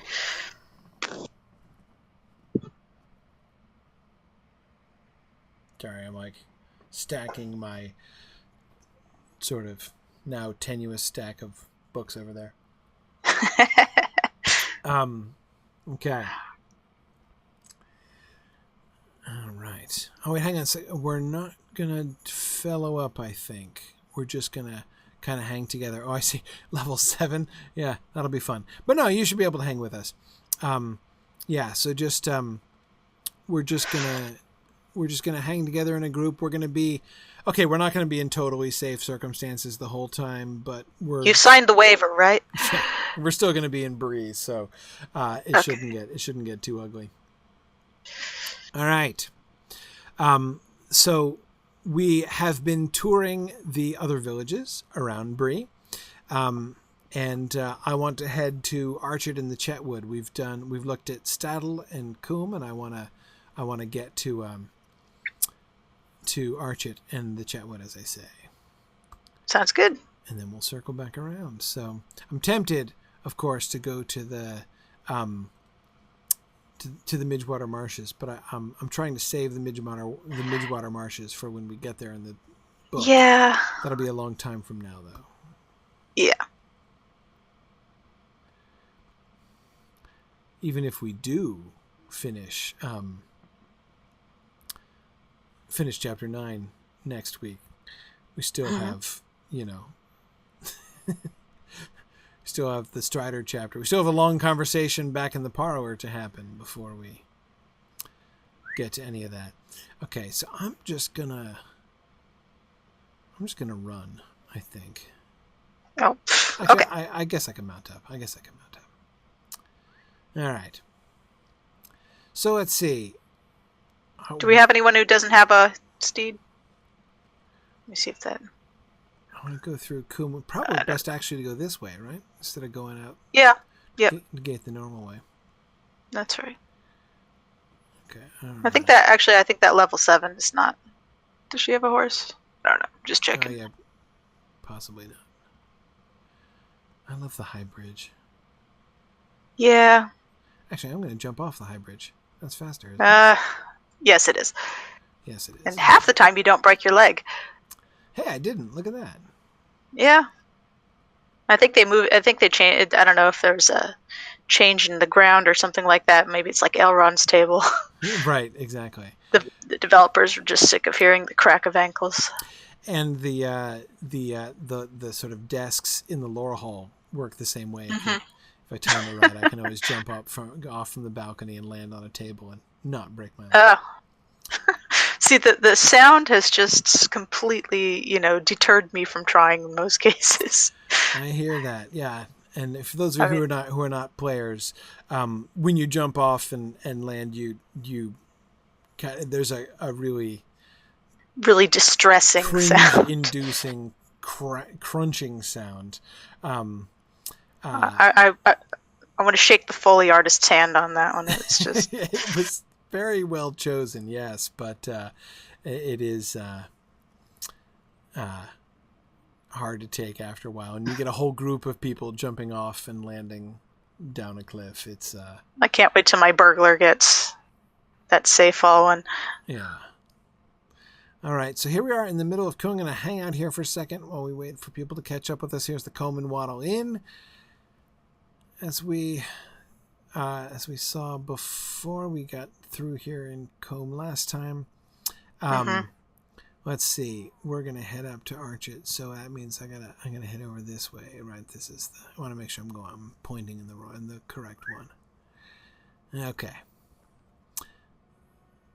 All right. We'll go over there to the Chetwood fairly soon. But okay, we have everybody. I think we have everybody. All right. Let's head up to Archet. Now, of course, Archet gets burned down in the intro sequence. And the intro sequence, it's unclear to me. It was always unclear to me. I was a little distressed by the burning down of Archet the first time I played that. Not only because, it's sort of sad to see a place that whose name you're familiar with from the book burned down, but I was troubled by the chronology, and this was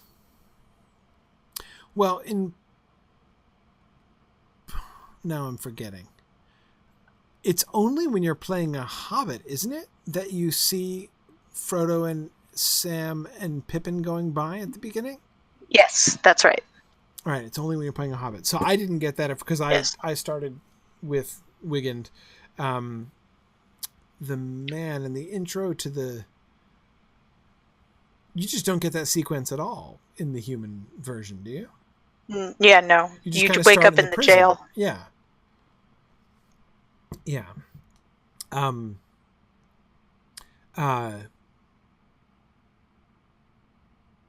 Yeah. Anyway, so I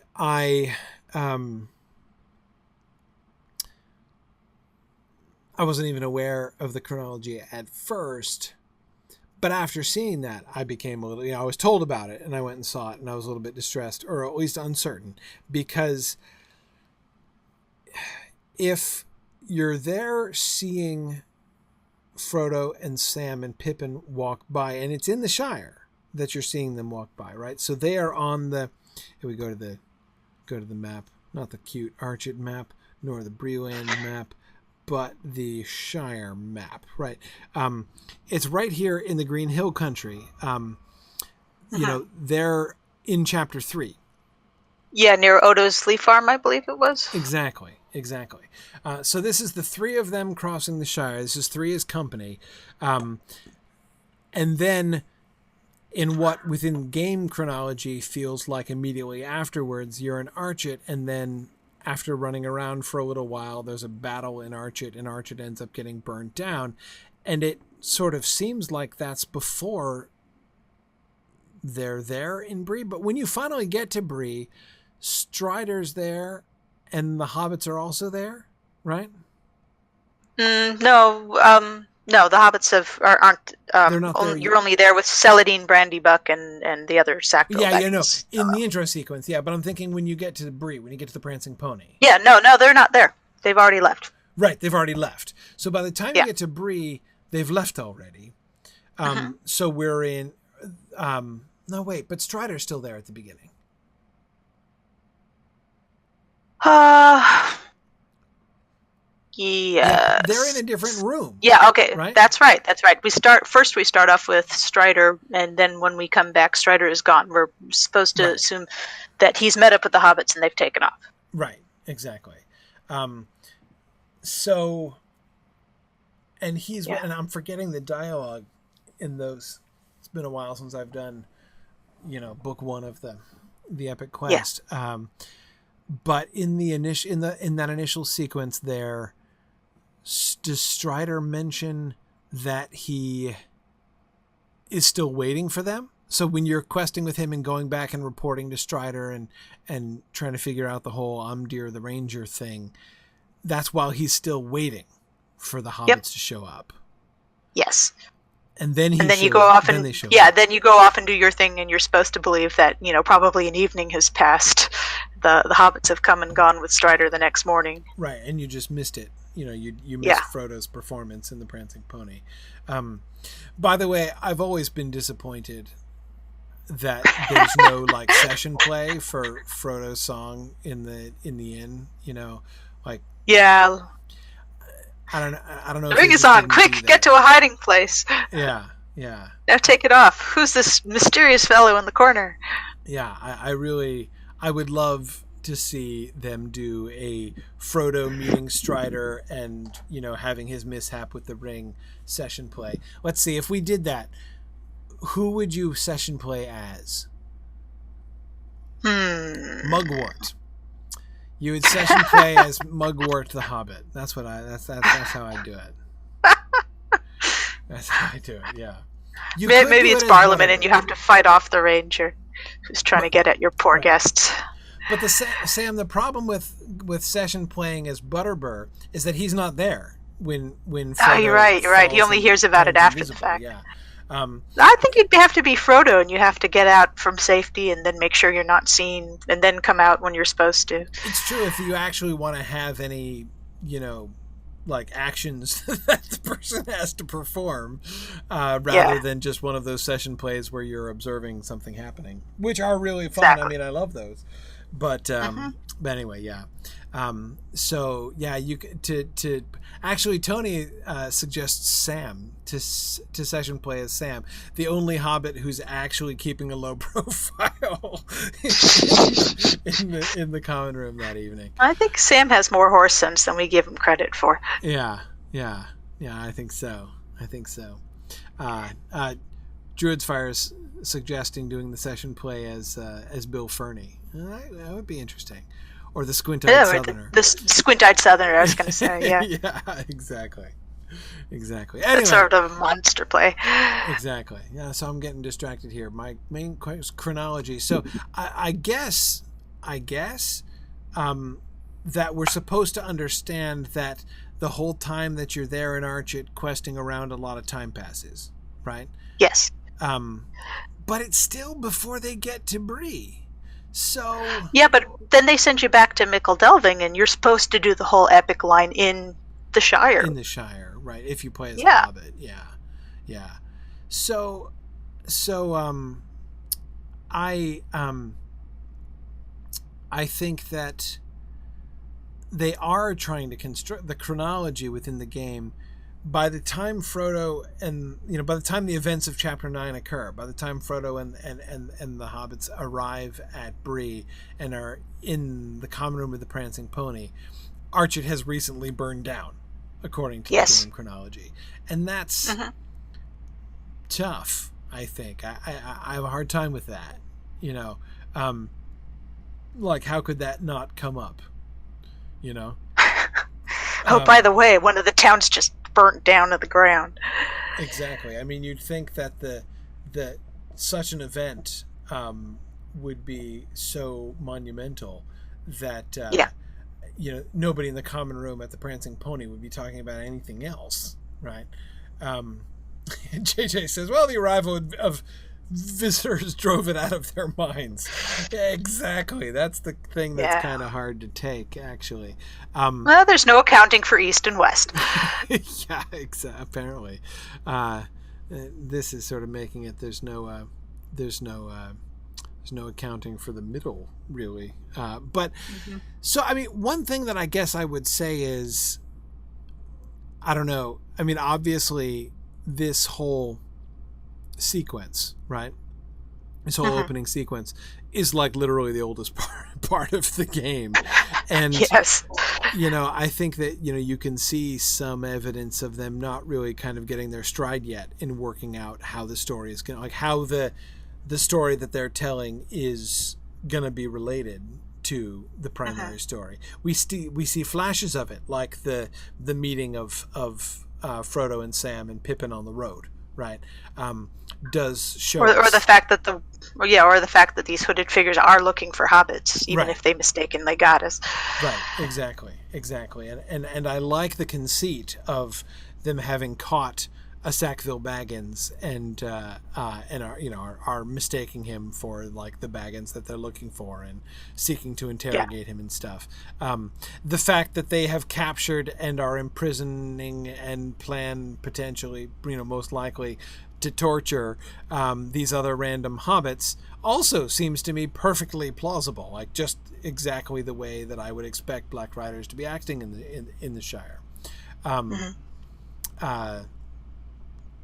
But anyway, it's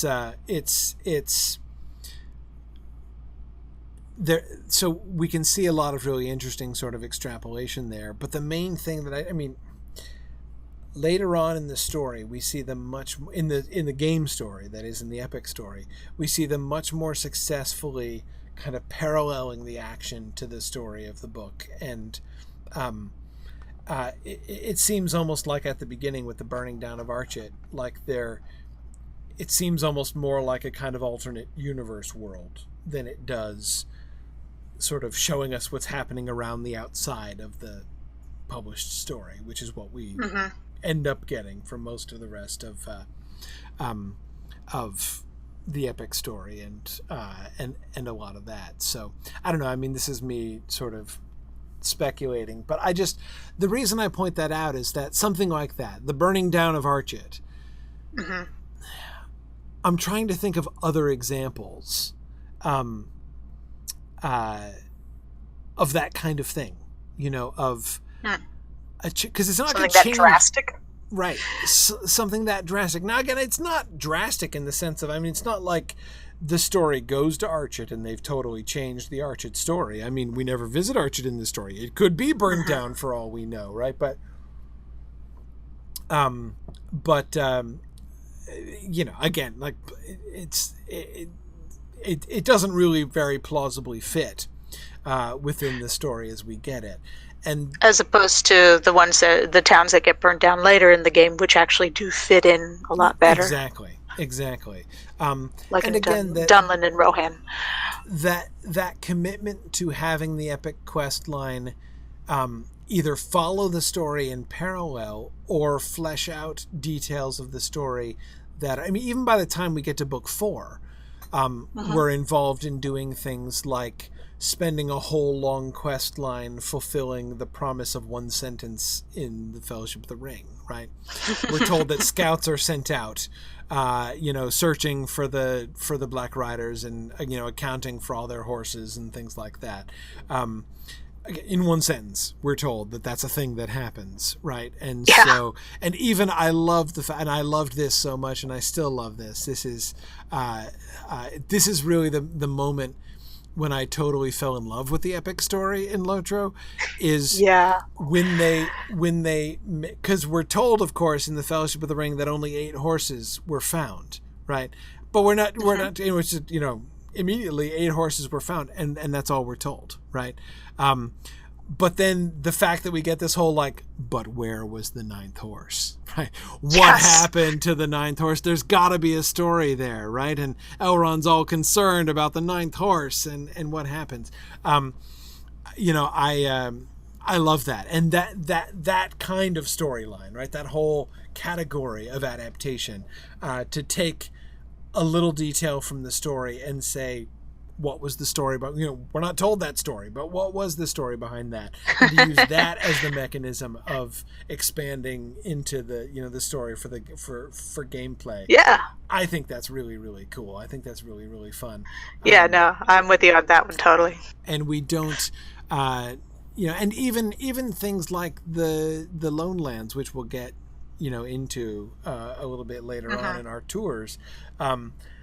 But even the sort of very different stories that are going on up in Gartha Garwin and stuff like that, which, as I say, we'll see soon. Or just taking reference of Forkel and building a whole world around that. Yeah, exactly. Those are more pure, these are possible interesting stories that are happening off the the radar, so we can add them, we can fill in stuff.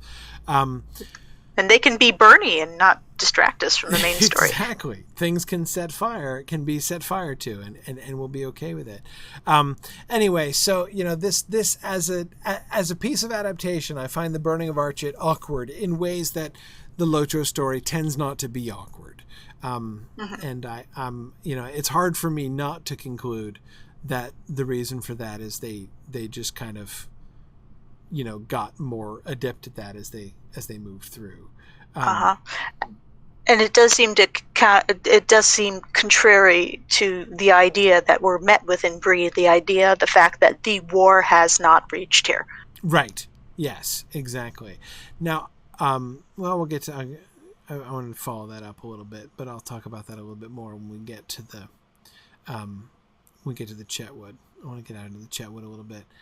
But so there's not too much to see in burned down Archit here. I know. That awesome tavern with awesome signs burnt down. Yeah, what was it? It was the Badger, wasn't it? Drunken Badger? The Drunken Badger, yeah. What was it? The Drunken Badger. Mad Badger. The Mad Badger, right, and here it is. The Mad Badger. There's the sign on the ground. It is so cool. I want to see the sign. Yeah, it's down here by the mailbox. Right, yes. Best pub sign ever.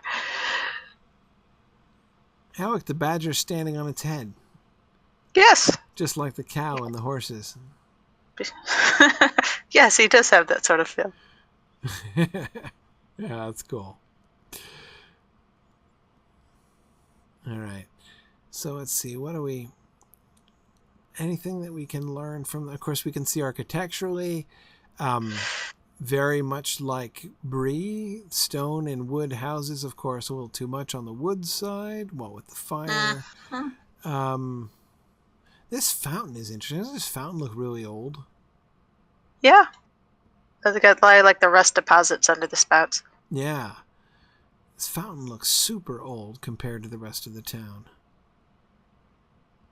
It's not flammable like the rest of the town. Right. But yeah, what's this over here? Just a random pile of... It's a stick. What is that, a bush? Why is there a random plinth here in the middle of the alley?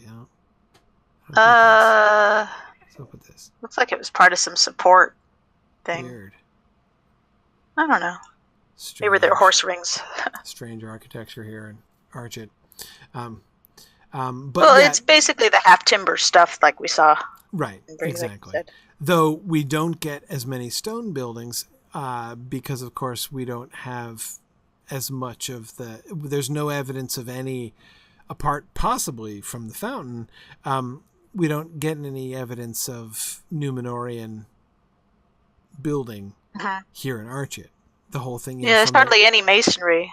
Yeah, from the wooden palisade to the largely Tudor-style wooden buildings. We get some, like this building is a stone building, but this building is all made of that darker native stone that we saw in Bree, not the stuff that looks like recycled ruin. Yeah. Things. Now, we do get, there's a ruin over there, right? So I know that there's one separate, but my point is, Archet is not itself built on a ruin. It's like Bree obviously is. Yeah, it's like they didn't want to... Hang on, I gotta kill some guys so they don't hurt our new friend. Yeah. You gotta be but yeah, they didn't want to take... Yeah. They didn't want to take advantage of like the pre-made structure to build upon that. Yeah. Yeah. In either case, here or the roost. You know? Yeah, and you can see the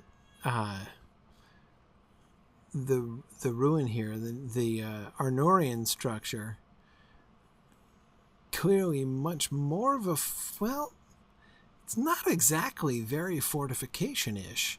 It's built up on a hill, but this looks, with all these columns, it's not walled. This is a sort of a pleasure building, isn't it? Yeah, this definitely looks like a palace more than a...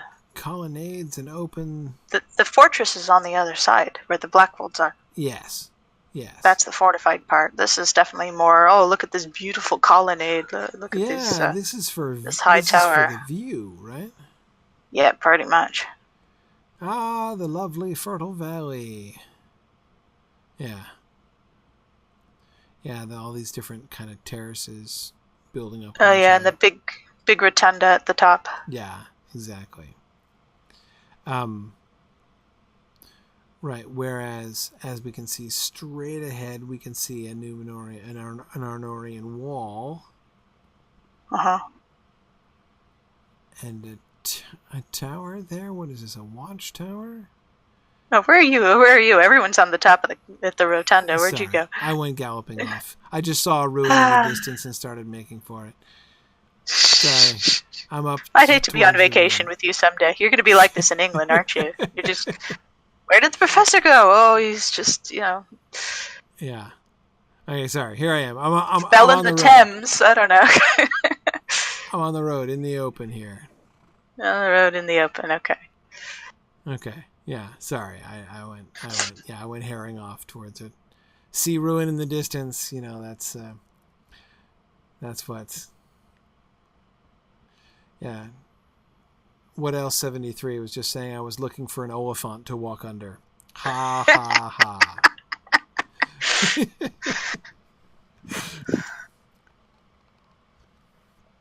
That's right. Man, I can't. You get to London, you're going to be like a ferret with pixie sticks. Oh, man. Just looking at all these things. I love it. I love it. I used to live there. I used to live in Golders Green. Cool. Yep. Highly recommend Hampstead Heath. It's one of the nicest parks, I think, that I've been to. And they have a nice replica of a Roman colonnade you can just walk around in. Yeah. Neat. I'm trying to figure out this over here. Like, that over there is simple enough, right? This is clearly, as you were saying, the fortification that the other one is not. So the other one is the, a little, like, I don't know what, jumbo gazebo or whatever. This is a fortification. We've got our seven seven-pointed stars above the wall. We've got the Arnorian star and the scepter of Illuminus up in the keystones. Yep. We've even got our little brambles, lining that. So we're seeing all the things that we've seen before, like in the Barrow Downs and other places. I'm trying to figure this thing out. What the heck is this? Why do we have this over here? What's a tower doing over here? Watchtower for the fortress, I suppose. I guess. I mean, it's slightly higher ground. It just seems if you're going to build a watchtower. There's another one on the other side of the valley, too. Is there? Yes. I tried to get up there once and I couldn't do it, but... Like way over by the valley? So, like yeah, over by yeah, Arches? you can see it from here. You can see it from here. Oh, really? Yeah. Oh, Come on the stand where other I'm side standing. of the on the other side of Of the valley. of the whole out. Right. It's like on the side of the lake. Uh-huh.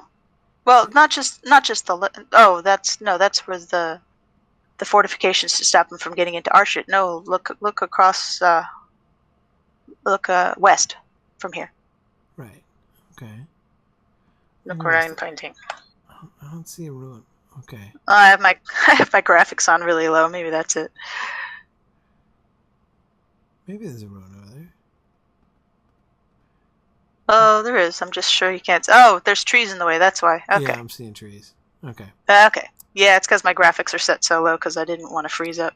Right. But yeah, there are on the cliffs on the other side of the valley, another set of fortifications similar to these, and it makes you feel like the fortifications are like protecting something, but the big stuff on the edge of the valley is sort of keeping watch and protecting the valley. Right. Did there used to be? Are we supposed to understand there was a wall across this whole valley? Like, was Maybe. this meant to guard a frontier or something? Maybe it was like the palace in the middle was like the castle, and everything else was the village that was inside the fortifications. Maybe. JJ is right. The moon is coming down onto the hilltop. It looks like the man in the moon is heading to the Prancing Pony here pretty soon. Yeah, no, that one's got a beer belly. Yeah, definitely. It's a very full moon. Definitely. Okay, so here within, let's go into the ruin here. Let's look inside the fortification. Okay. I better take point then. Wolf guard. Let's see. Here we go. All right. So these dudes that we get in here. Ooh, look at that big old scepter of Illuminus up there.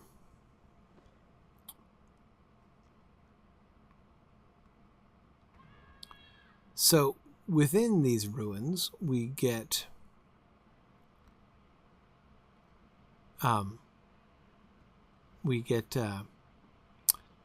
brigands, right?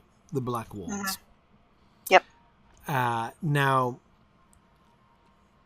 the story of the Black Wolves is kind of interesting, right? We know that brigandage is going to become an issue, right? Yeah. Brigandage? Brigandage, That yeah. Sounds burglarious. Doesn't it? That's a great word. I love that word.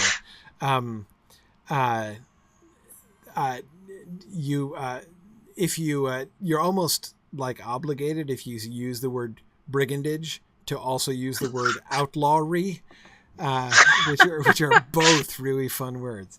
But yes, because the Black Wolves participate in all manner of brigandage and outlawry, and anyway, it's fun. So I like the way that we get these encampments, right? And it makes all kinds of sense that if you do have a brigand problem, right, that your brigands are going to be holding up and all. They have all of these convenient ruins all over the place.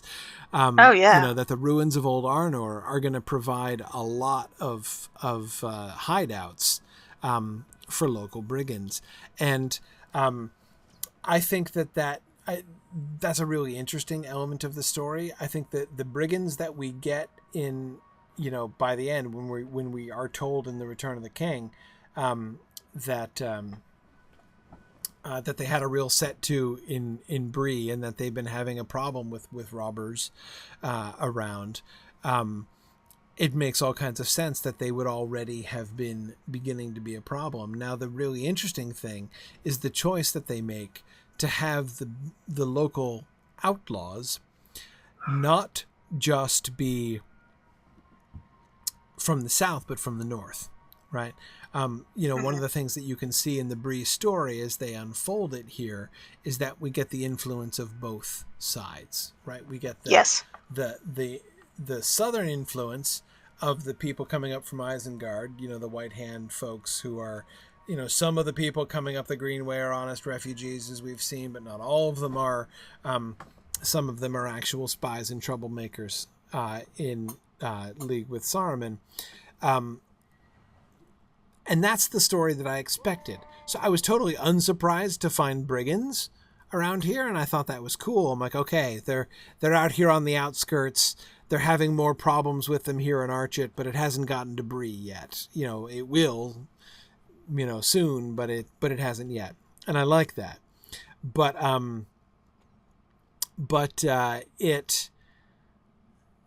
they go a step beyond that by having the brigands here being connected to Angmar in the north. Now, as I'm recalling, in the epic quest lines at the beginning, it's not that Angmar has caused the brigands. Angmar is recruiting the brigands, right? So Yes. Angmar is reaching out from the north, and they're trying to recruit the brigands to sort of help to further their own ends down here. Yes, exactly, JJ. So that's what I recalled. The Blackwolds are the locals. And I really liked that, too, because what we see in that overall plot line is essentially a sort of a parallel to, or even a kind of rehashing of, or actually a very sort of Tolkienian parallel, the sort of figurative thing that Tolkien does all the time, where you have a story, back in the First Age happening with like really big characters like Fingon rescuing Maedhros, and then you have almost the same exact story played out again in the Third Age, where this time it's Frodo rescuing Sam from the Tower of Cirith Ungol.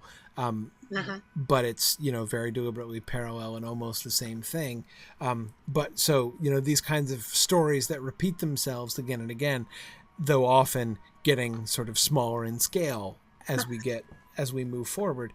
And it seems to me that the story that they build in the epic quest line in the game about the relationship between Angmar and the local gang of brigands here in the Chetwood does the same kind of thing, right? Just as the Witch King of Angmar comes down and influences the people of Rhudaur and the Hillmen, there. Yeah, sort of Mendelbrot storytelling. Yeah, exactly. We get that kind of relationship. Sort of microcosms of the same stories. I think that's really cool. That's really cool, yeah. But anyway, okay, so we've got somebody's seen carvings. I need to find. Oh, over here. Okay. Oh, yep, those are our friends from didn't we from see the Barrow these guys Downs? In the Barrow Downs. That's what I thought. I don't think. Do we see them in this configuration? 3 of them next to each other like this? I think so. They're similar. I don't remember. Back in the Bone Man's Palace, I think it was on the maybe. South Barrow Downs. Yeah. Yeah. That's right. I couldn't figure out what the heads looked like, whether it was an armor or whether it was some sort of skull. Yeah. No, this is obviously armor. They're not crowned. They could just be warriors, but of course we know the crown of Gondor was a helm, Helm, yeah. Helm, Winged helm. Yeah. So this could well be, the most obvious suggestion would be Elendil Isildur and Anarion, but Excuse me, I don't know. Well, you're talking about history repeating itself. These might have been another father and sons group that It's possible. of similar fame. It's possible. The reason I'm skeptical that this would be Elendil, Isildur, and Inarian is that they're almost identical, these three. Yeah. I'd expect Elendil to be a little more prominent if it's that grouping of three, you know? Mm-hmm. Now, they do seem to have the 7 stars around their heads there. Yeah. Which, you know, would certainly seem to mark them as Númenórean. Maybe they have close resemblance. Yeah, it doesn't necessarily prove that it's, you know, Elendil, Isildur, and Inarian, but... That's true. Also keep in mind the fact that if they are Númenórean, their ages might not reflect as much. The father might look very similar to his sons. Sure, yeah, and Amathorn, of course, just points out very correctly that Elendil was quite tall. Yes, I wouldn't necessarily expect in a set of carvings like this for them to have for the carvings to be that verisimilitudinous. Sorry, I made that word up, but it's one of my favorite words that I made up. Because I always thought there really needed to be an adjectival form of verisimilitude. Mm-hmm. So I look forward for weeks for opportunities to use the adjective verisimilitudinous. But anyway, I don't think that they would be that verisimilitudinous. They wouldn't be, if someone's making a statue of two, especially framed the way these are, right? Mm-hmm. You're not going to have Elendil be like 4 inches taller than Isildur or whatever, you know. Like that's true. I wouldn't really expect. That's true. Yeah. But also look at the grouping. There's just these three, and then there's nothing else in the entire building. So these three obviously are meant to be right, possibly different. But also, as an artist, I like to take shortcuts and use copy paste a lot. So right, they do seem to be very similar. Yeah. I mean, yeah, look, they're using the same themes everywhere here, so... Yeah. Probably have a stencil. Yeah, I mean, I think it's likely that it's meant to suggest the three of them, even if they're not really differentiated in the...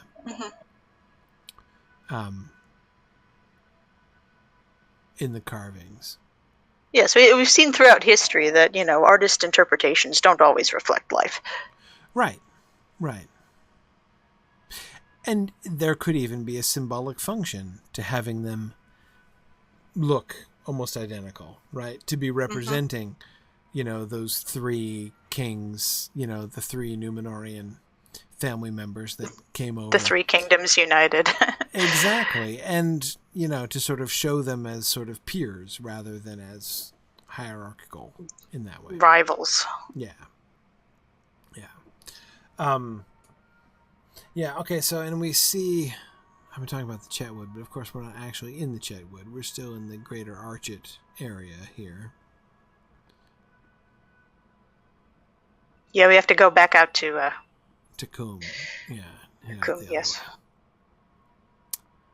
Yeah, okay. Well, we're running low on time. Let's continue. Let's finish Archet, and then we can go out to the environs next time. I'm now headed over to the lake.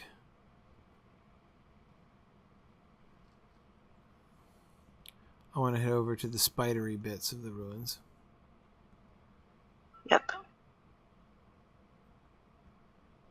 We'll have to definitely do that on foot. Yeah.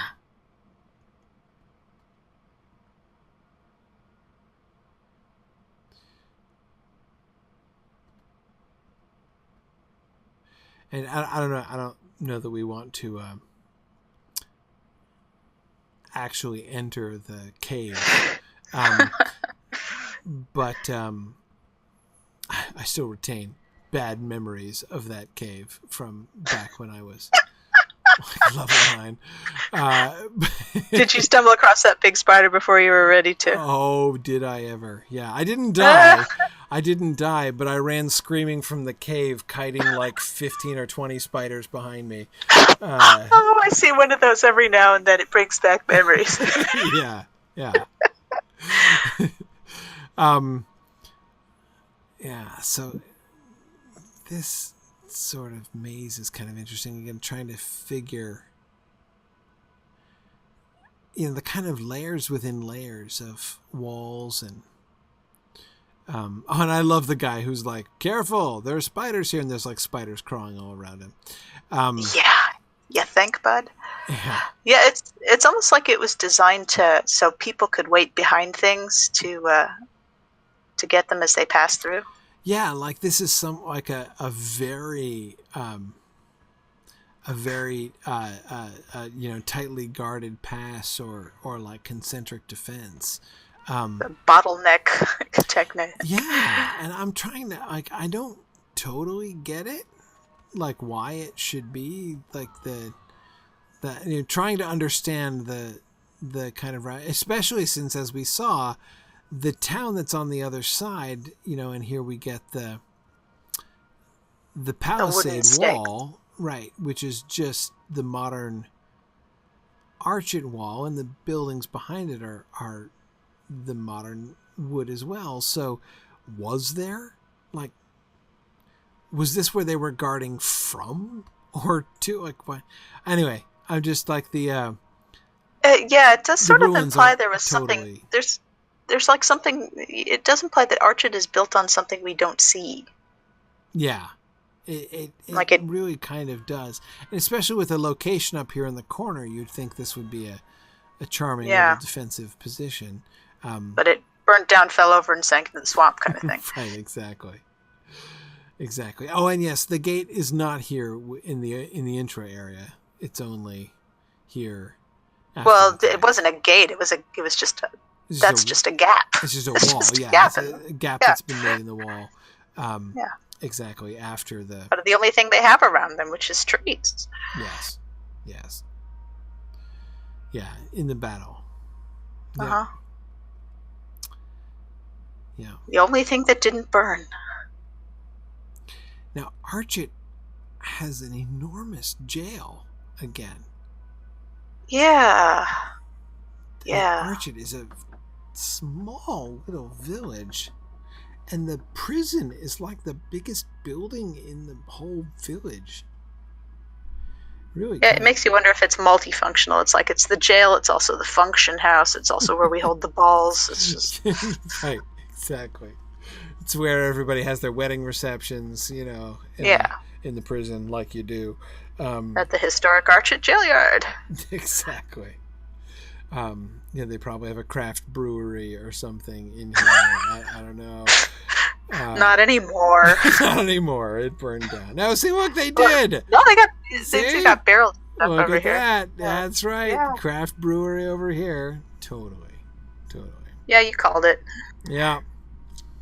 Yeah, figured. Okay. Yeah, No, it says that it's the jail yard, but that doesn't necessarily mean everything here is the jail, though.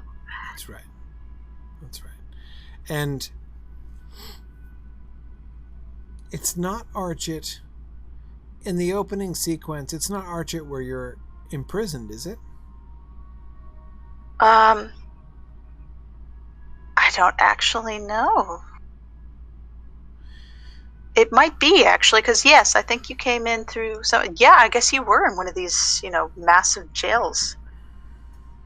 It's like, is this a town or a penal colony? Yeah, let's see.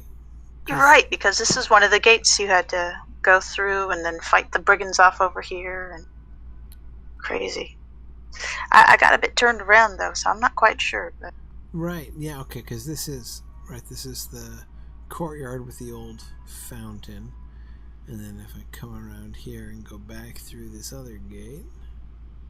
It looked like this, but it wasn't this. I don't think it was actually part of this landscape. I think it was a landscape made out of similar jail yards and jail cells and stuff like that. But you can't access it here, or it's just made out of the same, the same Boolean images. Right. Yeah. Okay. Good. O'Malley is pointing out that it says that Amdir escaped with his charges to Archit. So, okay, wait. Escaped. Wait. O'Malley, I'm not remembering that. So, Yeah, at the very beginning, you guys escape to Arch. That's where you're seeking refuge after being rescued. After Emdir is injured. Yes. Yes. And he gets injured, like, first off. Okay. Yeah. Right. Okay. See, that's a good one. It sets a precedent that the Rangers can't do anything right and will ask you to do everything. Right. Exactly. And I did always really like how they use Amdir to as an anticipation, right, of Frodo's wound. So you can actually see what we're told that, it's really impressive how, Frodo holds up under his wound and does not succumb to it. Yep. And of course, in Amdir, we're shown the course of that kind of wound, normal. After only a few days. Yeah. Yeah, exactly. Exactly. Whereas, Frodo bears it for weeks. So, yeah. Okay. All right. So it's not in the Archet jail that you are incarcerated in the opening sequence. It's just somewhere in the Blackwold's camp. Mm-hmm. Yeah. Okay. All right. Well, we are getting towards the end of our time. It's midnight now. I should probably... It's getting late. I should let people go. We will search around the environs around the villages, having now explored each of the Breeland villages. We'll sort of see what they're doing in the landscape around and how they've set up the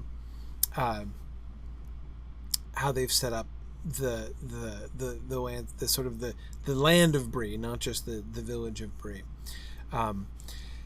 So thanks everybody for joining me. Tomorrow night I'll be back for the War of the Ring. We'll be talking about the Voice of Saruman, finishing part 1 of the War of the Ring. So that'll be cool. That's 10 p.m. tomorrow evening, Wednesday night.